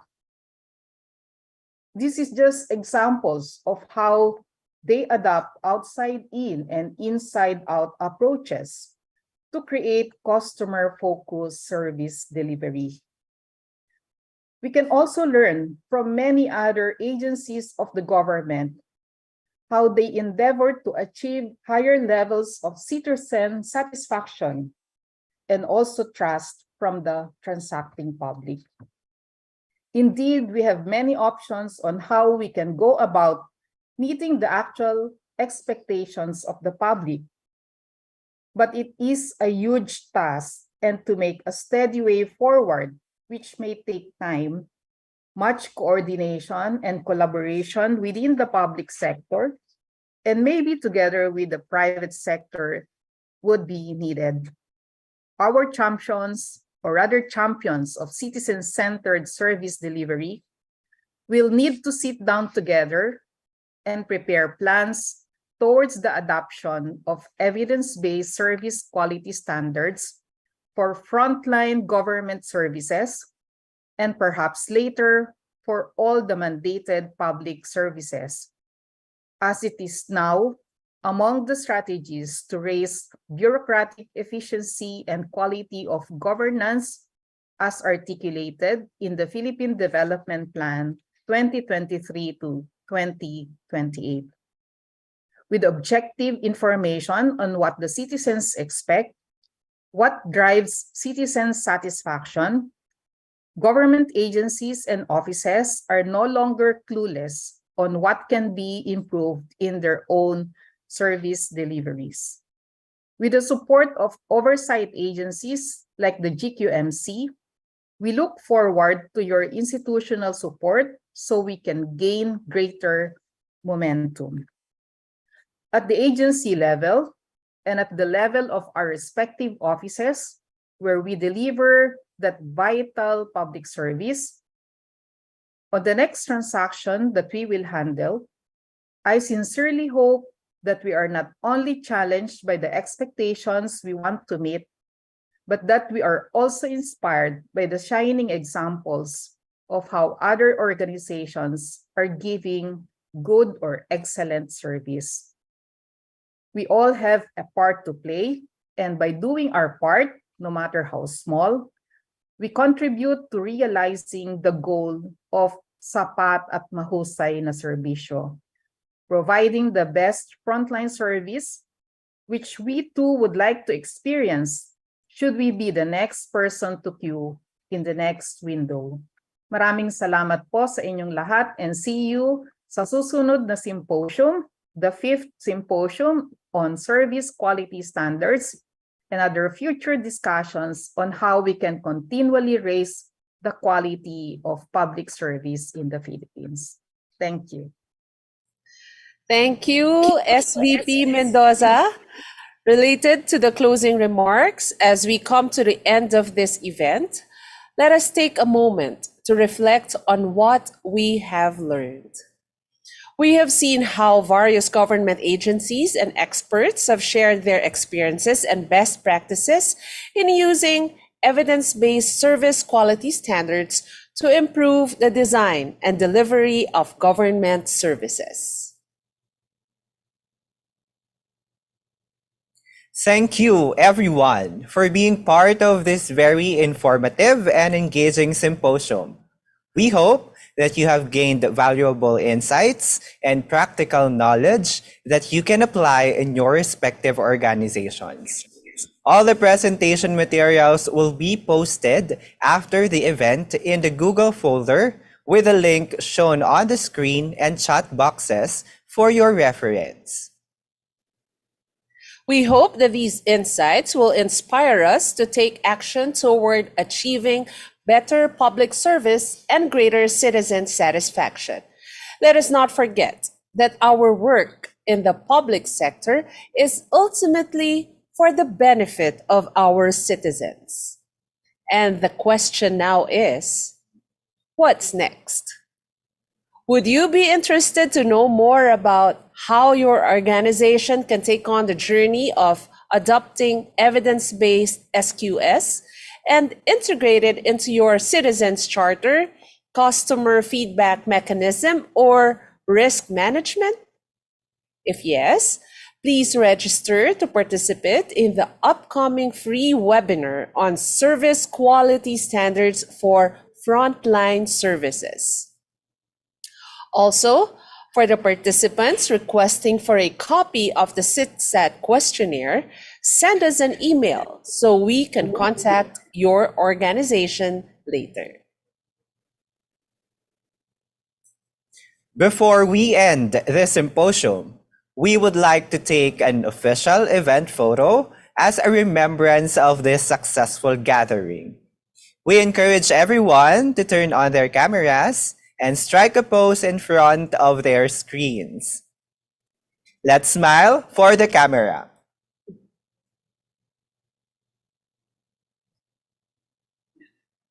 Hello, good afternoon. Kindly turn on your cameras, please.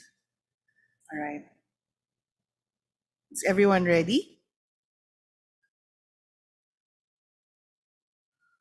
One moment, please. Let me just ready my camera. Okay.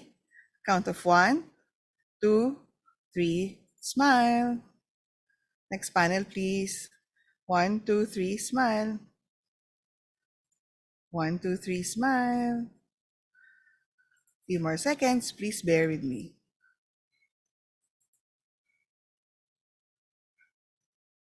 Sandali na lang po. Pasensya na po at medyo madami po tayo. Okay, 2 more panels. One moment, please. Okay, last panel na po. Maraming salamat po. You for your cooperation, and we hope that you agree with us in saying that this symposium has been a fruitful discussion on how we can improve citizen-centered design and delivery of government services. We hope that all of us gained valuable insights and knowledge from our esteemed speakers and have identified actionable steps that we can implement in our respective agencies. We would like to remind everyone to fill out the evaluation form that we'll be sending out after this event. Your feedback is essential for us to continuously improve our future events and ensure that we meet your expectations. Please type in your complete name on the evaluation survey. First name, space, middle initial, space, last name. This and the attendance sheet will serve as the basis for the name that will appear in your certificate of attendance. Copy of the presentations and certificate of attendance will be given after you complete the post-symposium evaluation survey. Also, don't forget to follow DAP's social media accounts for updates on our upcoming events and training programs. And with that, we come to the conclusion of the symposium. On behalf of the DAP and the GQMP, we would like to express our gratitude to all our speakers, participants, and everyone who helped make this event possible. Again, thank you, everyone, for joining us today. For the few selected pre-registered attendees to this event that were invited to this afternoon's focus group discussion on institutionalizing evidence-based service quality standards, the DAP Service Quality Standards Project Team is looking forward to your continued participation at 1:30 p.m. via the Zoom link emailed to you. And we hope that you have a great day ahead, and let us all continue to strive for better public service and a more citizen-centered government. Muli, maraming salamat, and we hope to see you all again at our future events. Paalam and have a great day ahead and stay safe.